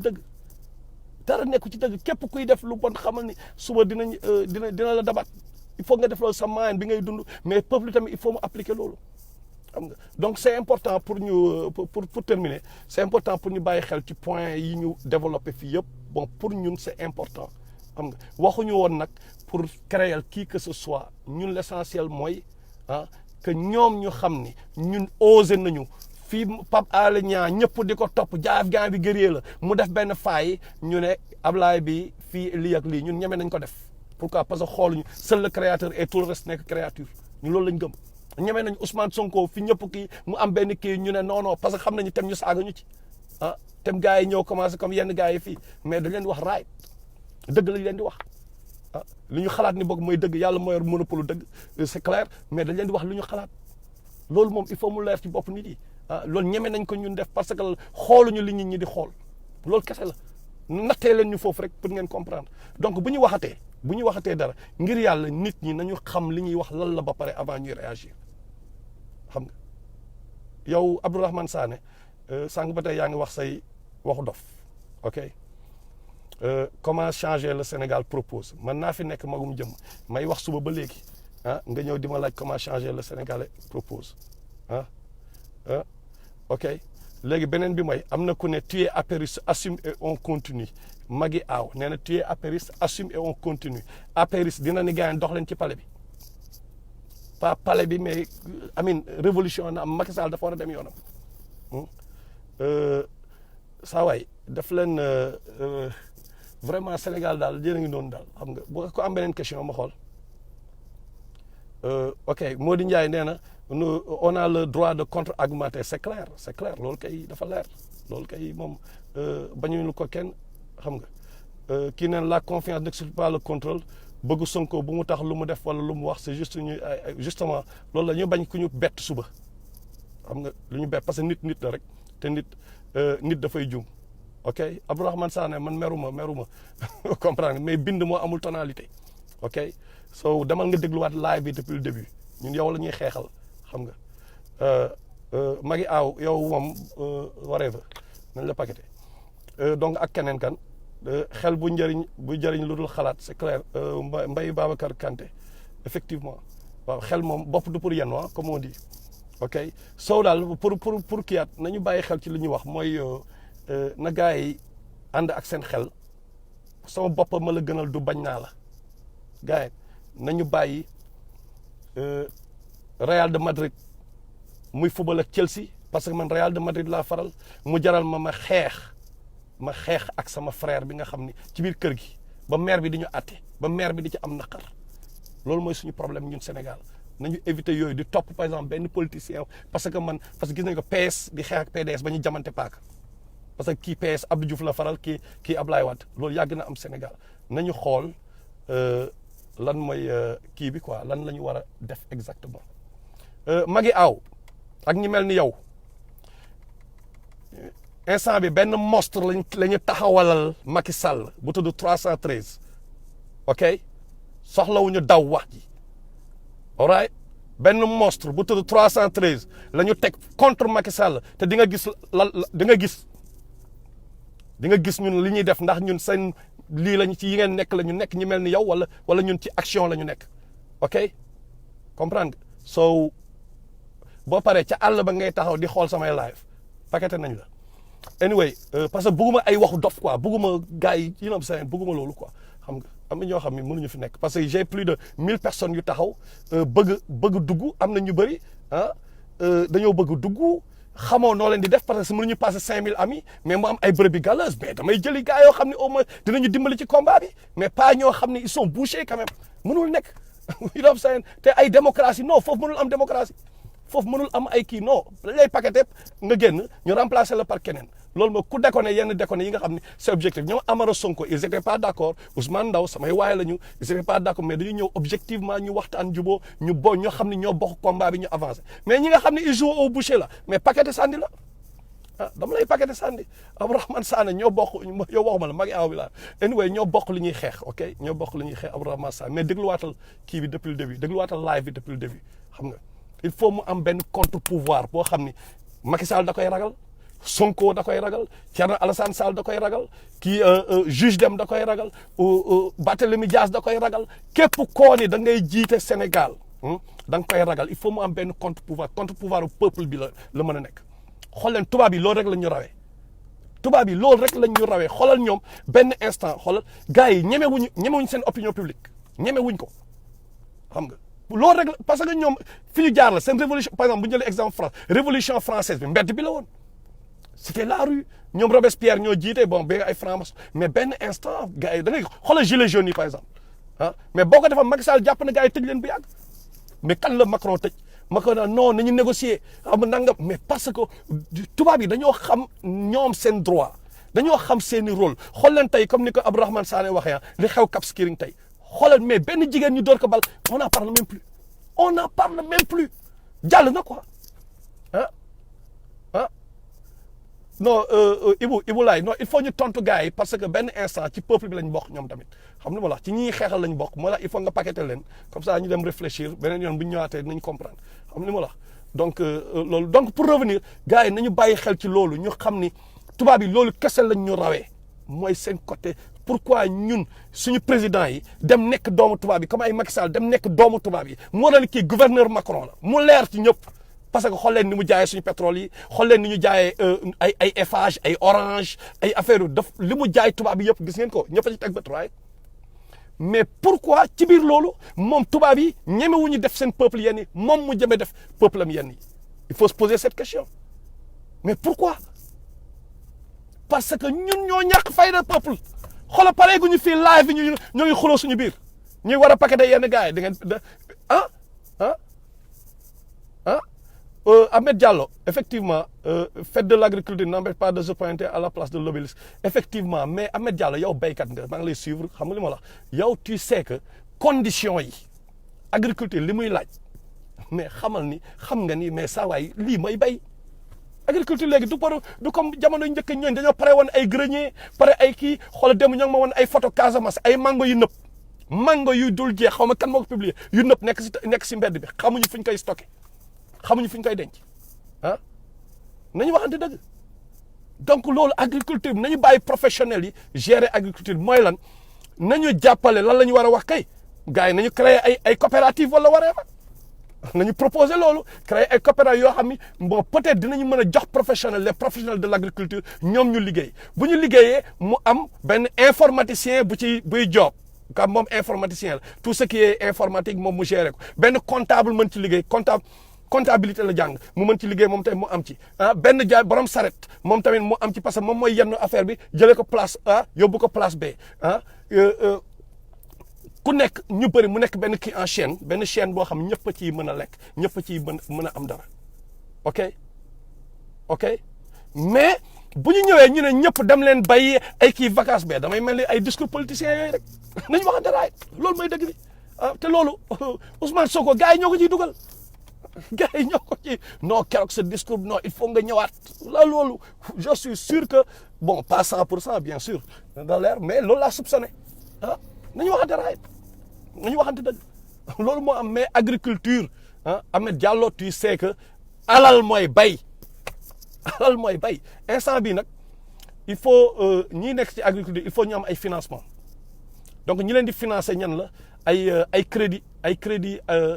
yu ñoon yooyu mooy seen banque yooyu ñoom ñooy ñëw di financer yenn baykat yi mais di leen laaj ay pourcentage yu doy waar ay intérêts yu doy waar li ñu leen di taxé li ñuy jëlaat après si ñoom mais après agriculteur bi ci pax lay mujjee réglé guñu problème boobu ñu ne léegi ñëpp nañ bay am na yoo xam ne loolu mooy seen profession yow ni ngay jaayee ni ngay dawalee car rapide wala nga nekk un informaticien wala ñoom loolu mooy seen point mais dañoo am ngan di problème ñoom instant bi ne serait-ce pour écouler seen i produits de deuxièmement gis ngeen Auchan wax naa ko sànq les gens amuñu fu ñu ko stocké ils sont obligés dem jaay ko à bas prix jaay ko ay Auchan beneen bi gën a bon encore mooy waa crédit agricole yi merci Amara bi gën a bon encore mooy bi nga xam ne par exemple waayu kii bi sédiment ndaw si nekk sédiment ok ñoom ñoo ngi marché ginaar yi ba pare quoi marché ginaar yi right mais ñoom après ñu dugg marché aliment après ñu dugg marché boo xam ne ñoom léegi sax ñoom ñooy jël di jaay donc jaaykatu ginaar bu ndaw bi après moom il va disparaître quoi xam nga il va disparaître parce que ñoom après ñooy ak lépp ñoom dañu ñëw kii seen domaine ba pare mais jëlaat yeneen domaine parce que yor nañ xaalis quoi faale wuñu keneen ki noonu la ñu kiyee maire bi jaay gerte caaf dégg naa kew sax dañ koy jaay Auchan donc dañu waxante right il faut une bonne structuration ku nekk ak domaine bi nga mën foofu nga ñu jàppale agriculteur bi comme ça moom bu mbayam baaxee mu mën a jox keneen mu mën a jox nappkat bi tamit mën a jënd ci keneen dafa mel ni rek ñuy defar benn ventilateur mu bañ a nekk rek aada sa kadibal mooy ñëw jël ventilateur bi yëpp moom moo koy defar non ni ñu ko war a defee mooy nañu fexe loo xam ni mais aada bouton yi kese lay gérer ok mais kële kii gérer mooy tronc ventilateur bi almatar daa sama kaañ gérer ko kële gérer hélice bi Ibu laay job gérer hélice bi après ku nekk dépendre ci sa morom benn instant léegi foofu amin dafay yomb après ñëpp dinañ actif ba pare affaire bi dina yomb mais bu ñu ñëwee ni dem leen yéen ñëpp ngeen def agriculture parce que dañu am lu ñu coop mais gars yi waaye ak pandémie bii nga xam ne saison des pluies ñëw na gars yi Macky Sall tëj na frontières yi ñoom mesures ngi nii càng fenn ci Sénégal mënuñu sax bouger ñu ñëw ñu ne léegi gars yi na ngeen bay boo leen bay amin nan lay I don't know nan la nar a fonctionner donc dañu war a proposer faisabilité bi man loolu laa wax ñoom Ousmane Sonko nañu wax affaire bi nan lañ ko war a mën a defee nañu proposer mënoo ñëw rek taxaw fal parce que loolu day mel ni affaire politicien rek nañu waxante raay xam nga donc maa leen nuyu gars yi wax ji gudd na wax dëgg yàlla donc di leen ci waaw kii nee na Auchan am na sax gerte noflaay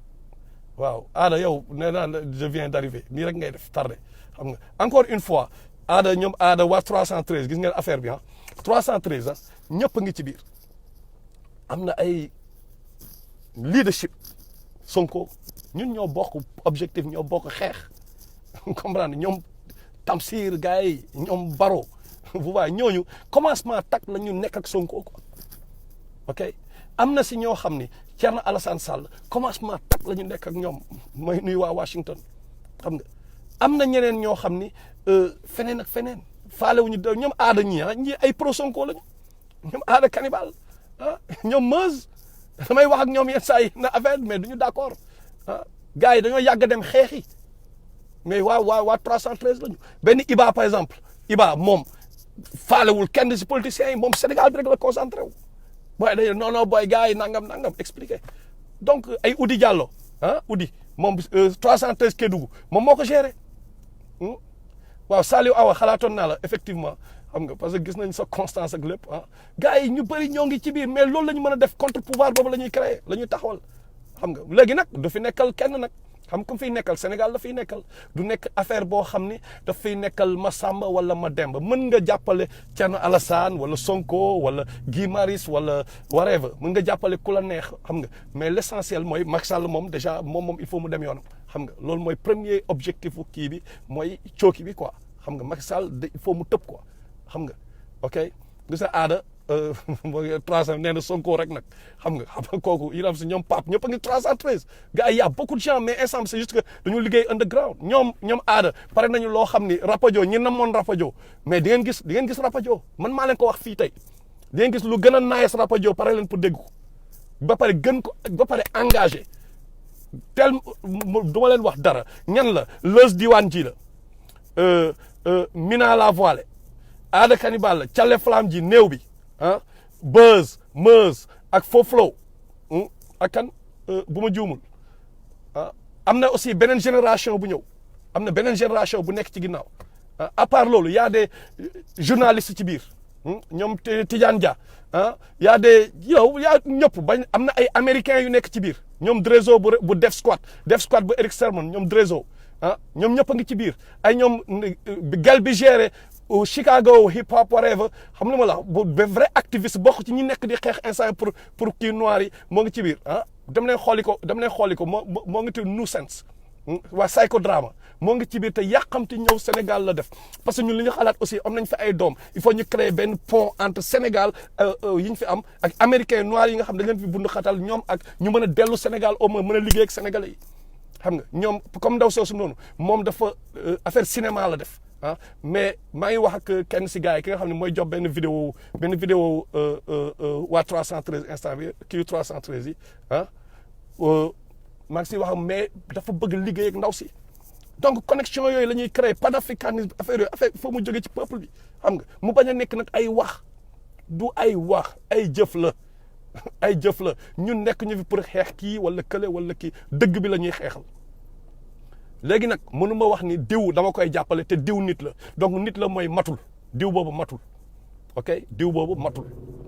donc tant que matul nag dina def ay erreur tant que def fu mu defee erreur nag dinañ taxaw ne ko saa waay lii erreur la loolu mooy plan bi donc ñoo ngi invité au début bon pour vous dire pourquoi dégg ñu woon trop mooy au début dañoo ne nañu jël nit ñi nga xam ne xam nañ leen quoi ils ont été constants depuis booba mu war na ñii xam na leen quoi xam nga ñoo proposé xam nga commencé wax ak gars yi quoi amin quelque ci gars yi xam nga mais pareegul carrément moment boobu xam nga léegi ñu dem commencé job bi mais on s'est dit que il faut ñu underground tamit xam nga il faut ñu underground mooy lan sénégalais yi dañ leen a yàgg a nax mënuñu mere sénégalais yi am na ñu bëri ñu fi jaar ay politiciens wak ay mouvement ana ñoom Souleymane Jules Diop tey mais mënuñu blâmer sénégalais yi ci lu bëri Almatar yow war nga gaaw a rejoindre yow tamit mënuñu blâmer sénégalais yi ok so ñun nañ nekk modèle quoi Feno Assini qui est un professeur bu jàngalekat la ci jàngalekat la bokk moom 313 Casamance ñi ko gérer foofu la bokk 313 Gambie am na ba ay Guinée et tout tu vois Amérique France un peu partout ok léegi ñun bu ñu nekkee modèle ñu won gars yi ne non peut-être yàgg nañ leen nax mais réel yaa ngi nii quoi mais sénégalais yi donc foofu yow soxla wu sax nga leen di woo ñoom ñëpp nañ ñëw rejoindre mais nag li gën a am solo mooy nan la ñuy verrouiller mbir mi ba Makhtar du mën a am fu muy jaar pour nax gars yi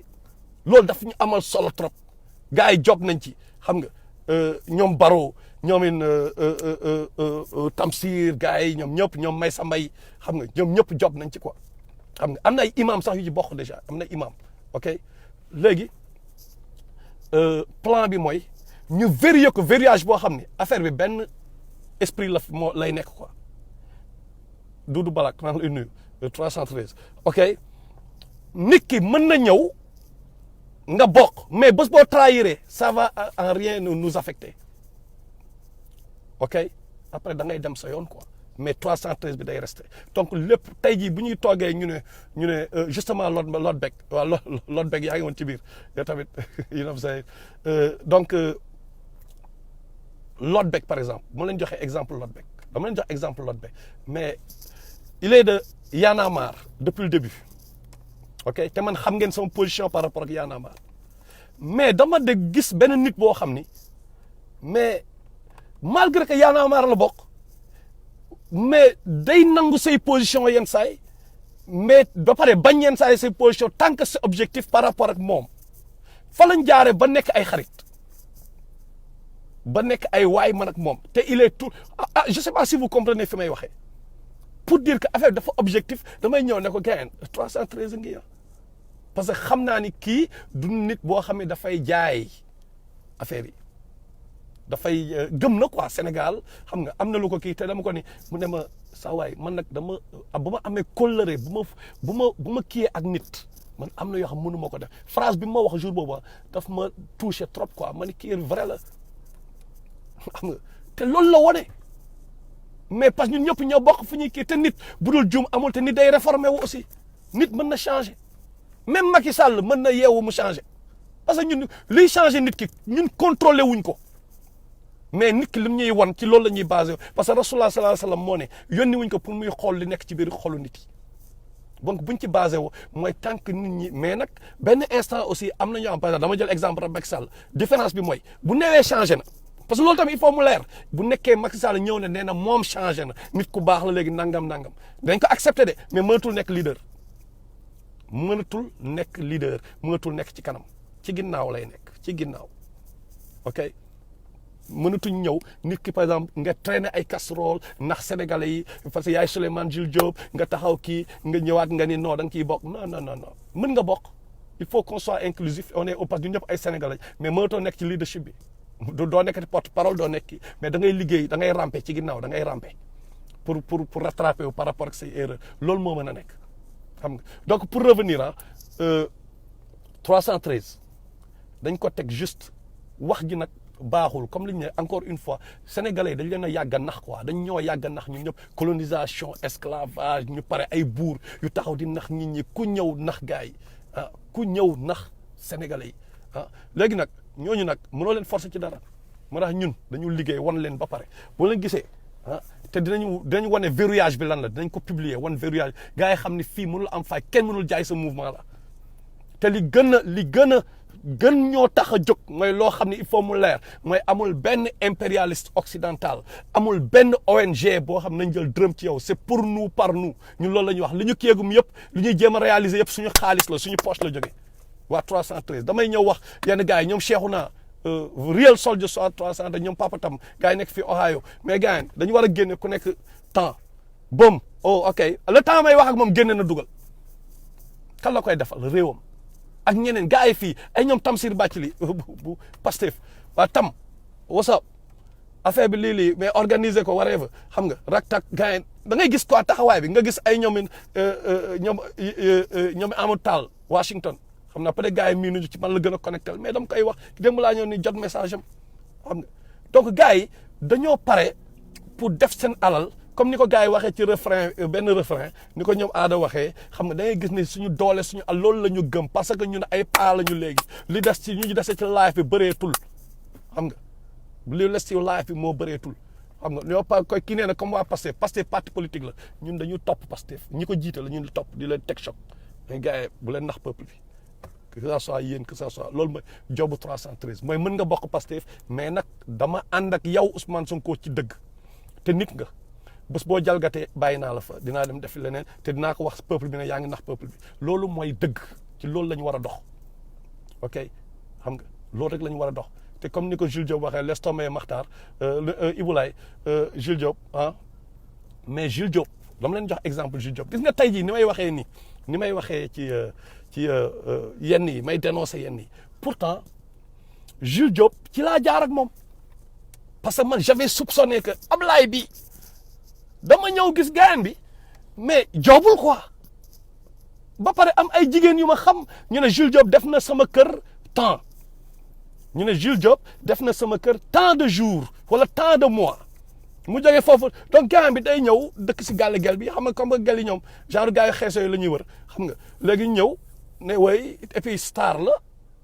day wax émission dëgg-dëgg bu am doole pour ngeen gis ni parfois pourquoi du question paranoïa mais damay gis gars yi ni ñuy fonctionner quoi xam nga léegi ma ne ko benn jour mu toog comme li ma lay wax nii rek moom mu ñëw mu toog mu ne way boy bi zëmbale Ablaye Wade mu toog mu ne marché sur le palais nangam te xam naa moment boobu noonu affaire dafa demoon ci violence quoi affaire dafa violent woon donc am na gars yu dee et tout moment boobu bon affaire ëpp na loxo quoi xam nga donc c'était pas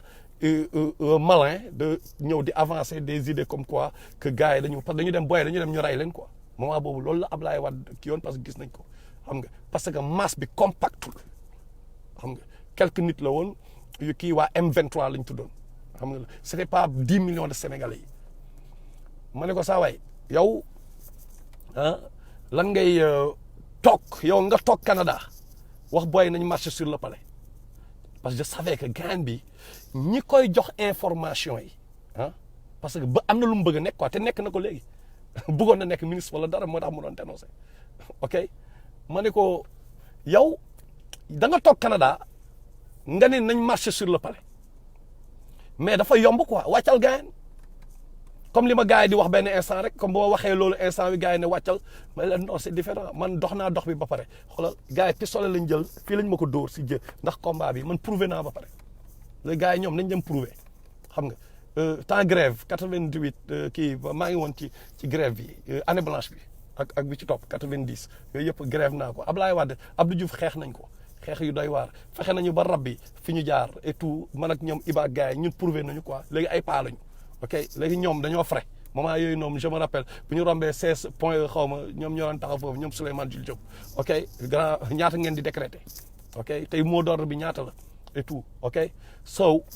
pour revenir ci moom mu ñëw ma ne ko yow boo waxee loolu das too easy da nga bëgg a rey lu boy quoi parce que déjà am na ku dee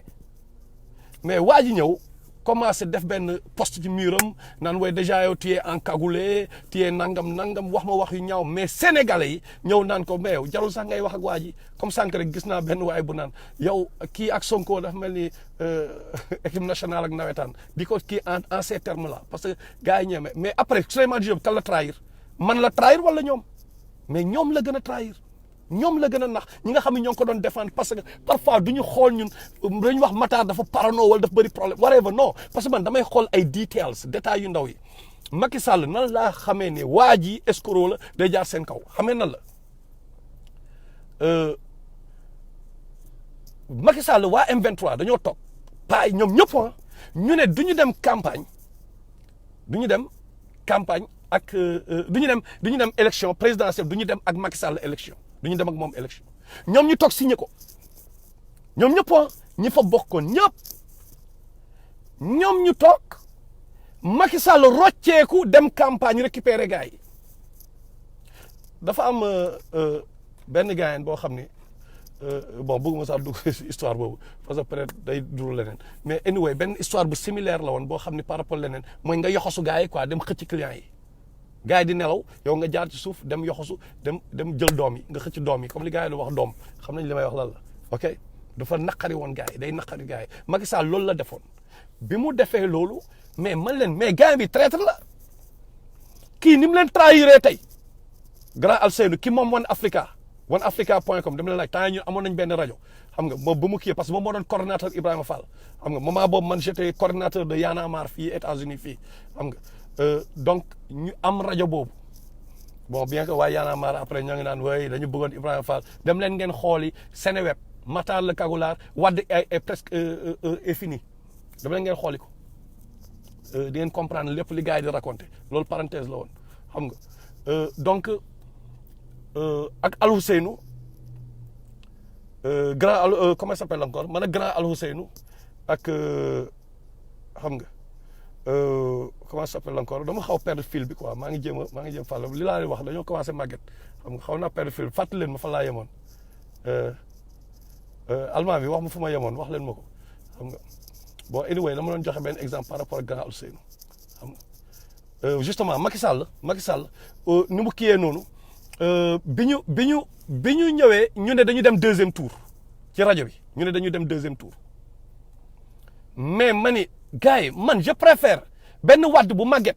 ah que benn wadd bu bees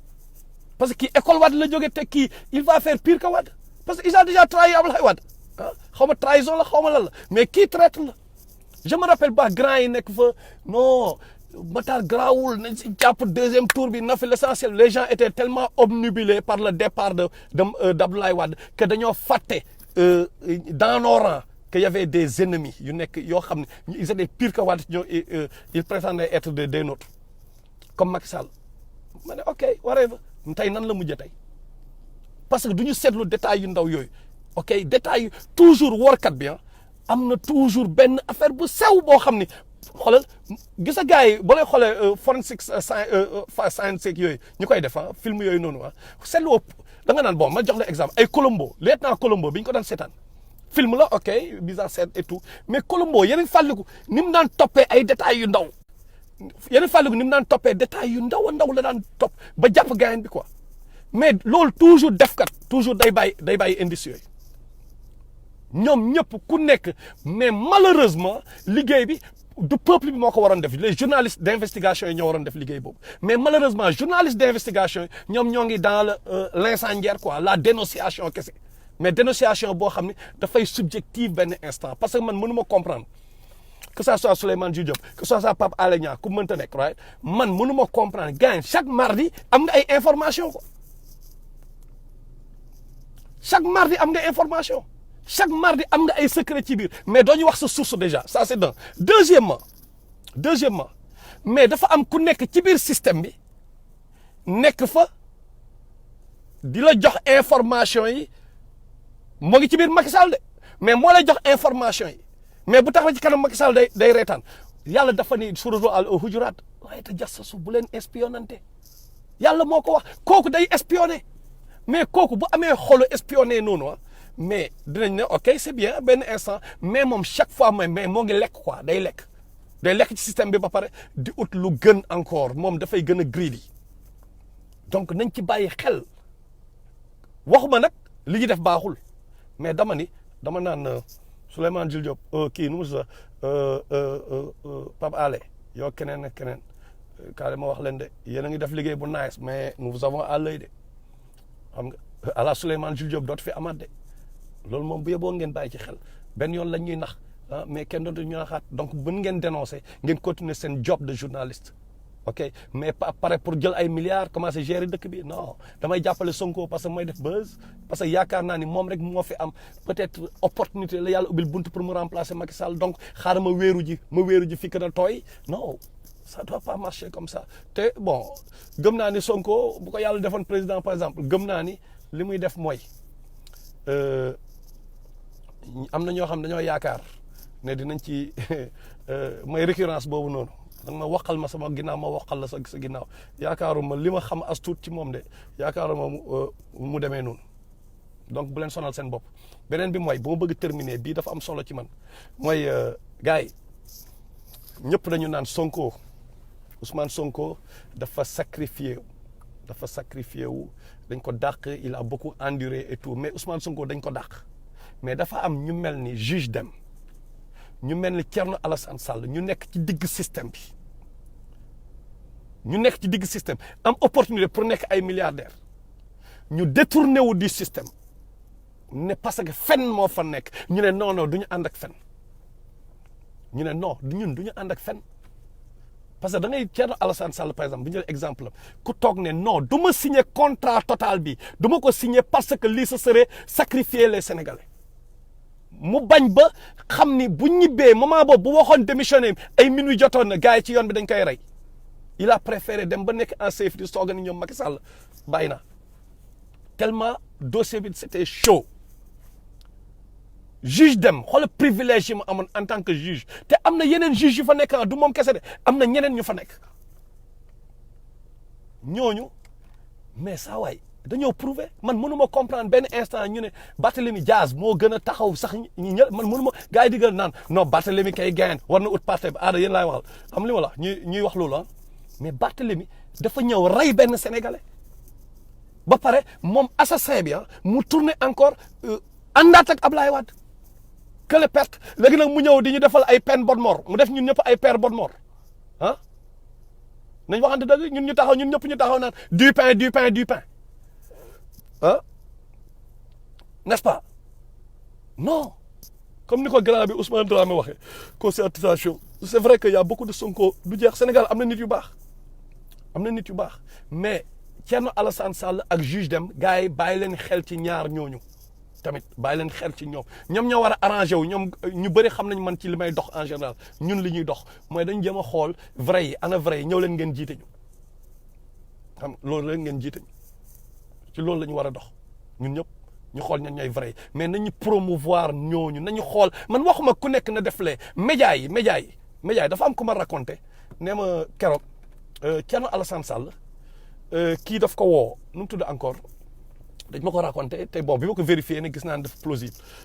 ok Ahmed Aïdara escroc boobu tamit muy beneen escroc boo xam moom Marème Faye Sall lay dilal Ahmed Aïdara ñëw invité ko Amin di dil ak moom pour interview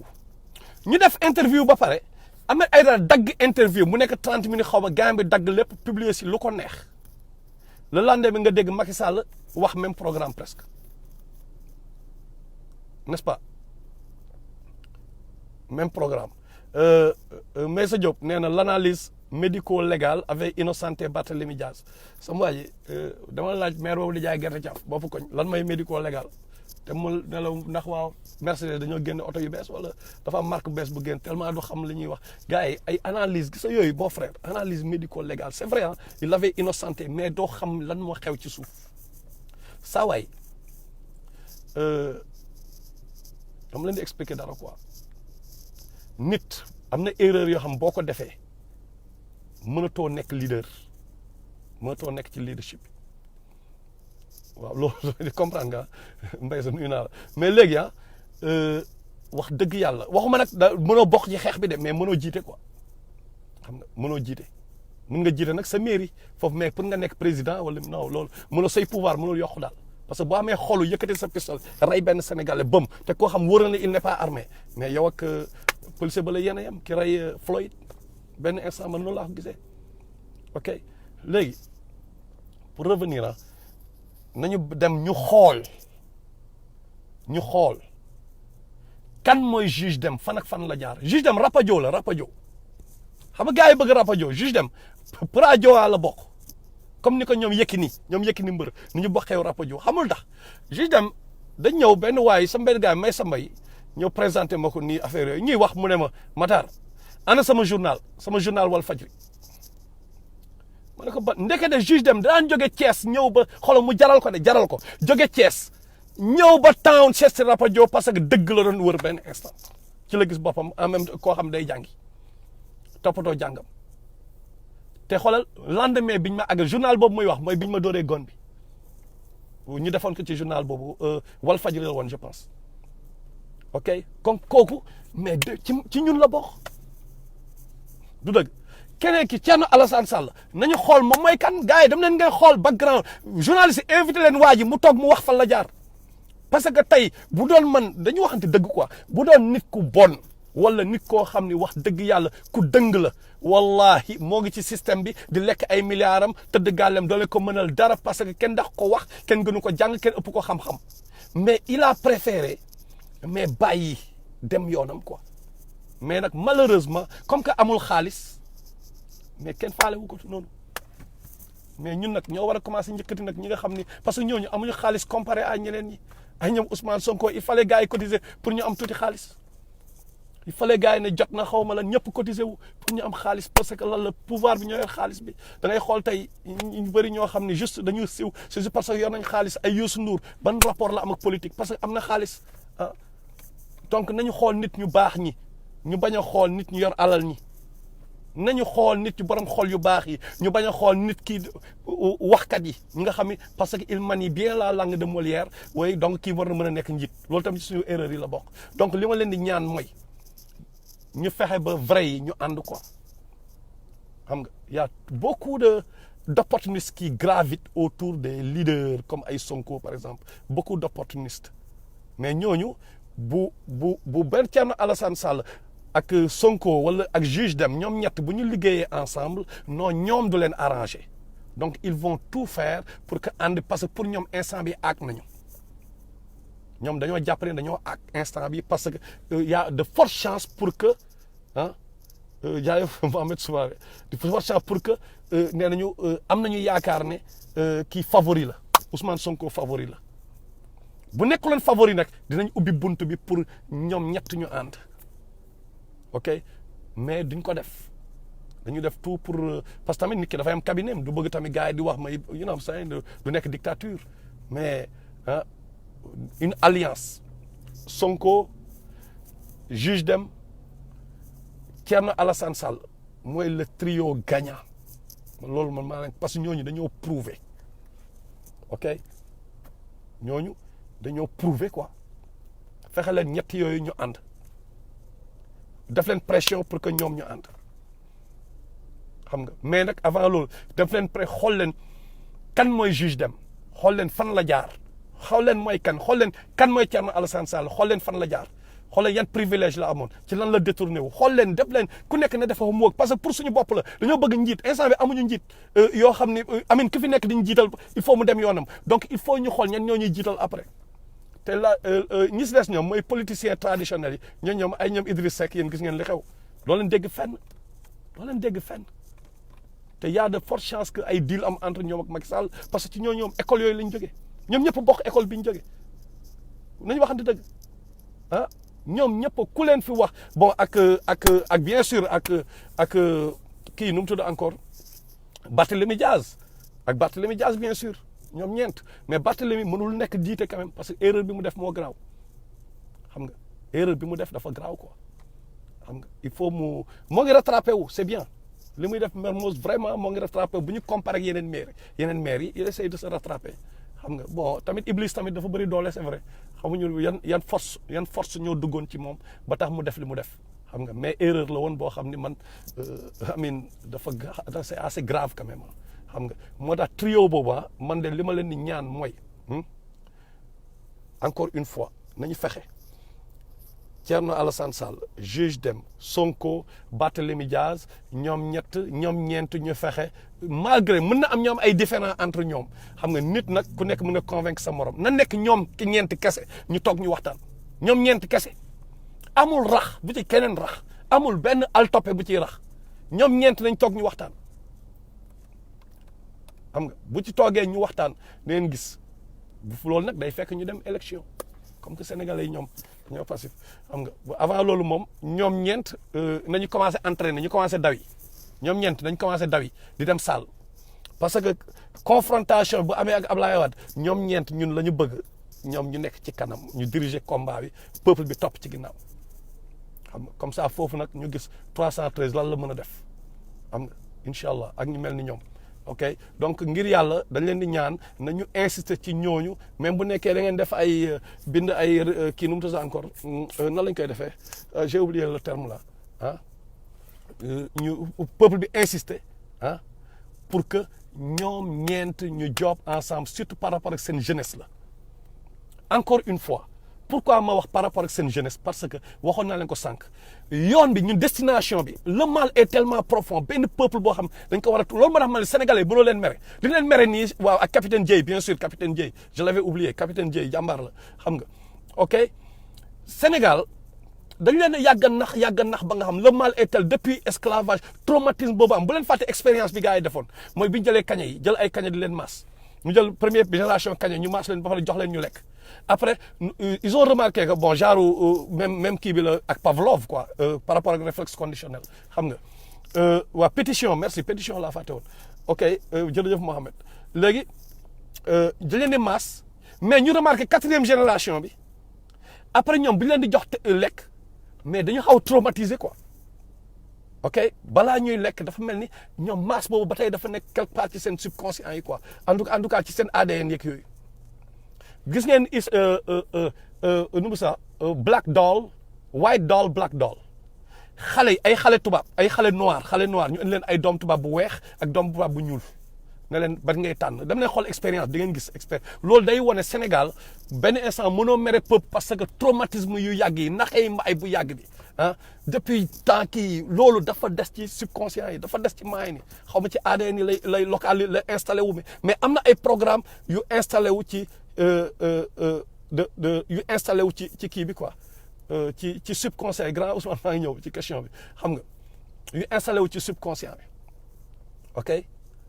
léegi nag sénégalais yi comme que loolu am na il faut une jeunesse bu liit moo tax may leen ñeent ñooñu ay jeunes lañu quoi ok comme yàlla ni mu defee bani Israël ñu réer 40 ans yi ñoom Moussa alayhi salaam ak ñoom Haroun ñoom ñu disparaître ci désert pendant 40 ans yi yàlla mën di ay jeunesse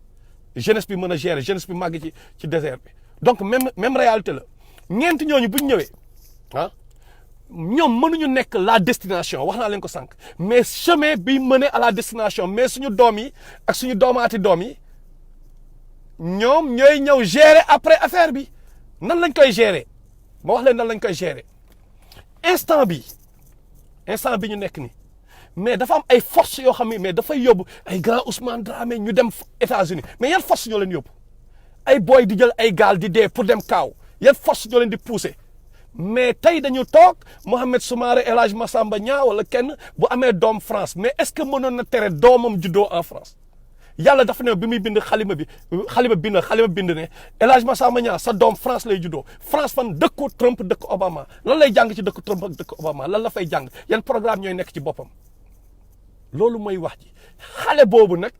après dafay ñëw ñii bu ñu commencé job bi xale boobu day ñëw mën a sentir ne moom seen Afrique la bokk parce que yow bi mu nekkee xale yaay dugal programme boobu dans son subconscient ne ko bul fàtte fi nga jóge bul tey israéliens yi ñoom ñëpp noonu la ñuy liggéeyee tey bu leen fàtte fi ngeen jóge dugal programme ci bopp xale yi léegi pour ñoom day fekk ñii jeunesse lañu avant ñiy màgget na fekk ñee mën a ñëw rejoindre donc chemin bi li ma doon wax mooy ñoom dañ mën a am ñu nekk destination bi maintenant parce que ils seront pas complexés devant les tubaab ils ont grandi sama doom benn instant you know seen faalewul waxoon naa ne Karim Wade ak lu ko nit ñi mën a reprocher ñëpp Karim Wade n'était pas complexé devant les tubaab parce que yaayam tubaab la ah il a grandi chez les tubaab donc ñun yàlla dafa juste dafa baax parfois yàlla nee na da ngeen di gis benn kii ngeen defal lu bon la ci yéen rek lu baax la ci yéen esclavage ñu war a yóbbu ay noir par la force yóbbu mais noir yi tey bi leen yóbbu esclavage adduna bi dina équilibré ni mu mel nii tey dina équilibré ni mu demee nii tey nu côté dafa waroon am ku mu andi benn force physique pour que adduna bi bon bien que tamit ay jalgati la tawhid mooy dañoo jalgati yàlla punition la benn instant mais tamit yàlla dafay juste da lay may une chance léegi nag force yooyu di yóbbu gars yi di yóbbu nit yi ah ba tax ñoom ñu build yeneen affaire am yeneen réalité am ko tudd Malcolm X am lu ñu jàng ci moom am ko tudd Marcus Garvey rappeurs yi am ko tudd Tupac boo xam day may boy yi fit am kenn ko tudd LeBron James di naaw ni muy naawee ci air bi seen dënk yi nga gis ne yow en tant que homme noir yow da nga gifted ah yow bokk ak tubaab yi comprendre nga xam ne yow li ñu daan wax white man can jump ñoom ñëpp ñu dem représenter ko foofu il fallait confrontation am foofu ñu def ko devant ñëpp fi ñëpp di daje pour que ñoom ñu mën a fës loolu yëpp am ok loolu yëpp bi mu amee bu amee ay signes la quoi yu ñuy won ni mais suñu doom yi tamit fa la ñu màgg mais suñu doom yooyu ay Rosa Parks effectivement suñu doom yooyu mais dañu war a return to the motherland parce que boo leen xoolee adduna bi tout le temps 360 degré la affaire dafay xew di dem xewi dañu toog ba léegi Zulu kañ la fi xewoon dama leen jox ay exemple ay Ba Alpaga léegi mu xewaat fi ah parce que adduna moo mel noonu chaque fois 360 degré day dem di ñëw affaire bi noonu lay demee xam nga ay def leen tawaaf autour de Kaaba gi da ngeen def même tour cercle bi adduna bi forme bi lépp cercle la xam nga da ngeen di ñëw adduna bi ngeen jóge fële ci kaw ñu andi leen daaray dunia mais da ngeen delluwaat ci kaw xam nga chaque fois da ngay de retour la donc il faut ñun ñu comprendre loolu yëpp ñu préparer xale yi ñu préparer xale yu diaspora bi ñu fexe xale yi di dem vacances di mën a deal ak xale yi nekk Sénégal ok ñuy deal ak xale yi nekk Sénégal am na ku ma ne Macky Sall temps campagne électorale Iba moom ko tegaloon defe naa dafa am koo ko tegal temps campagne électorale ñu dem benn dëkk mooy bi muy dem campagne yi ci dëkk yi ñu dem benn dëkk mu ne gaayen bi ki mu nekkaloon ci oto bi waaye yow cornel rek ay ngaaka lañu xamuñu oto booy corne ñoom ñëpp nañ daw ñëw ay ngaaka lañu moom en tant que koo xam il aspire à diriger Sénégalais yi taxaw naan waa dëkkam ay ngaaka lañu xamuñu oto léegi nag xam la moo tax ma wax point boobu mais tey xale bi juddoo waa almaan bàcc li merci yow téetee témoin man ak yow Iba ñoo wax ok xoolal tey jii xale bi juddoo kii doon nee na ay ngaaka lañu mais boo ñun doom yi ñu am fii États-Unis ak France ñooñu duñ nekk ay ngaaka donc ñoom xale yooyu ne bu ñu jàppeewul ñu la ay ngaaka rek alhamdulilah le tour est joué ah le caméraman la woon justement xam loolu dafa graaw quoi benn président buy toog naan gars yi ay ngaaka lañu donc pour wane génération bii nii ñoom Macky Sall ak seen mental ils sont tellement aliénés que mais ils sont pas qualifiés pour diriger léegi nag lan ngay gis mooy mais yàlla bàyyiwuñu ci process la ñu nekk mais incha allah affaire bi dafay ne c'est juste que tawhid d'abord il faut ñu bàyyi bokkaale yàlla yàlla dimbal lañu parce que moom moo ni victoire bi la wax mu ne yéen a ciy mujje yéen ñi nga xam ni yéen da ngeen a gëm yàlla moo ko wax moo ni yéen ay mujje victoire bi seen loxo lay mujje donc première chose mooy ñu gérer loolu deuxième chose ñu fexe connexion am entre gars yi mooy xale ñu juddoo fii mag ñi nekk fii ñu fexe connexion am Sénégal heureusement sax les gars yi ngi teg ay projets ñoom may tegal sànq ay projets yu doy waar yoo xam ne vraiment Sénégal la ko gars yi bëgg teg pour dimbali Sénégalais yi mais tamit il faut ngeen jàpp ci en tant que peuple il faut ngeen jàpp ci Sénégalais yi da ngeen siy jàppee mooy gars yi wax nañ ma sànq benn hôpital bu mag bu ay Sénégalais ñuy féliciter ñoom Maysa Mbaye bien sûr bu 313 moom tamit 313 la bokk dafa ma présenté sànq benn docteur bu mag waaw docteur bi nag leen rek mooy problème am séeréer la waaw xam nga séeréer yi ñoom mooy loolu suñu jàmm yi léegi waa ju mag la boo xam ne consultant la ci plus de 150 hôpitaux yu nekk biir France donc kooku ñoom ak xaritam yi parce que dafa ñëw Sénégal gis conditions yi ñoom dañ nekk di taxawal parce que radiologue la quoi mooy spécialité am dañ nekk di tabaxal benn hôpital bu mag ñoom instant bi ñoo ngi xool nu gars yi dugalee nit ñi investir quoi dañu jaay ay action parce que bëgguñu banques yi jox leen au début loolu la ma waa ji expliqué sànq docteur Faye lu tudd te nee na ñoom groupe bu mag lañu mais c'est sûr que bu ñu ñëwee Sénégal gars yi dañ leen indil ay problème pour défendre intérêt tubaab yi pour défendre ay yenn subjectivité ñoom dinañ def tout pour indil ñooñu problème parce que loolu ci indépendance bi la bokk donc ñun en tant que peuple ñun ñoo mën a jàppale ñooñu ñun ñoo mën a taxaw ñu jàpp même nit ki bu amul xaalis ñu bàyyi yenn saa yi sama bopp ma la gënal du bañ naa la ñu bàyyi hôpital boo xam ni dafa connecté wu ci nasaraan si wala ñi nga xam ne doomu nasaraan si la mais ñu bàyyi leen foofu ñu dem ci hôpitaux yi nga xam ne dañ nekk juste pour servir Sénégal pour servir Sénégalais yi parce que ñooñu am nañ xaalis ba pare xam nga docteurs yi xam ngeen ñi nekk États-Unis ñoom grand Ousmane xam ngeen fii docteurs yi ñaata la ñuy make docteurs yi alal ju bëri fii ñi gën a am xaalis fii docteurs yi nga lawyer yeeg truck driver yi la ñett yooyu ñoo ëpp xaalis fii Amérique fu côté liggéey ak jaaykatu bon yi bien sûr ñoo njëkk mais bu ñu waxantee dëgg ñooñu ils sont indépendants autosuffisants donc ñooñu bu ñu amee seen initiative ne dañu dimbali Sénégal ñun ñoo leen war a défendre ñun ñoo war a fexe def de sorte que ñoom seen programme mu jàll xam nga ñun ñoo war a taxaw ci loolu ñun en tant que peuple parce que suñu intérêt la mais bu ñu toogee ma dégg ay cancaaro hôpital bi 50 000 ngay joxe balaa ñu lay faj mais comment fan la pauvre bi di jëlee 50 000 xoola jalis bi nu muy demee tey jalis bi mais dafa doy waar waaw bu ma toppee wax ji nag xam nga Sénégal moom boo si toppee doo Seydou Ndiaye léeg-léeg arde boo si toppee wax ji da ngay kii du jeex parce que buntu la dafa bëri problème ba nga xam ni boo duggee buntu bi boo moytul da lay dugal ci beneen buntu affaire bi day mujj sax nekk kenn xamul tangente yi day bëri ok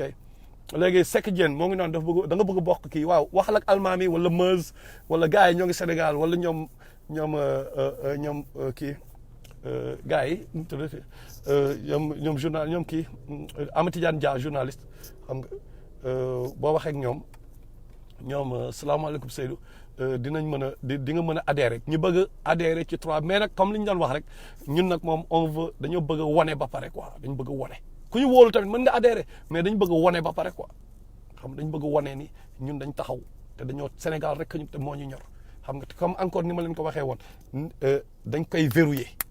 xam nga ci verrouillage bi lañ nekk ba kenn du mën nax kenn ay textes yoo xam ni xam nga dañoo newoon sax dañu dem ñëpp dañu andi kaamil bi ñëpp teg seen loxo waat xam nga mais bon am na aaya boo xam ne am mës naa fi waat xam nga ni ma génnee ci waat bi ba yàlla wax nañu ci alxuraan bi boo waatee nan nga ciy génnee xam nga bu fekkee ni da nga change mind wala dara parce que émotion wala dara mën na la waat loo dara xam nga fekk nga dem ba ci biir après sa xel ñëwaat nga ne non waruma abandonner combat parce que sama détracteurs yi commencé nañu kontaan déjà xam nga et puis sénégalais yi te léegi lañ gën a soxla combat bi donc loolu yëpp dafay am mais Atoumane sama sëriñ nuyu naa la bu baax waaye xam nga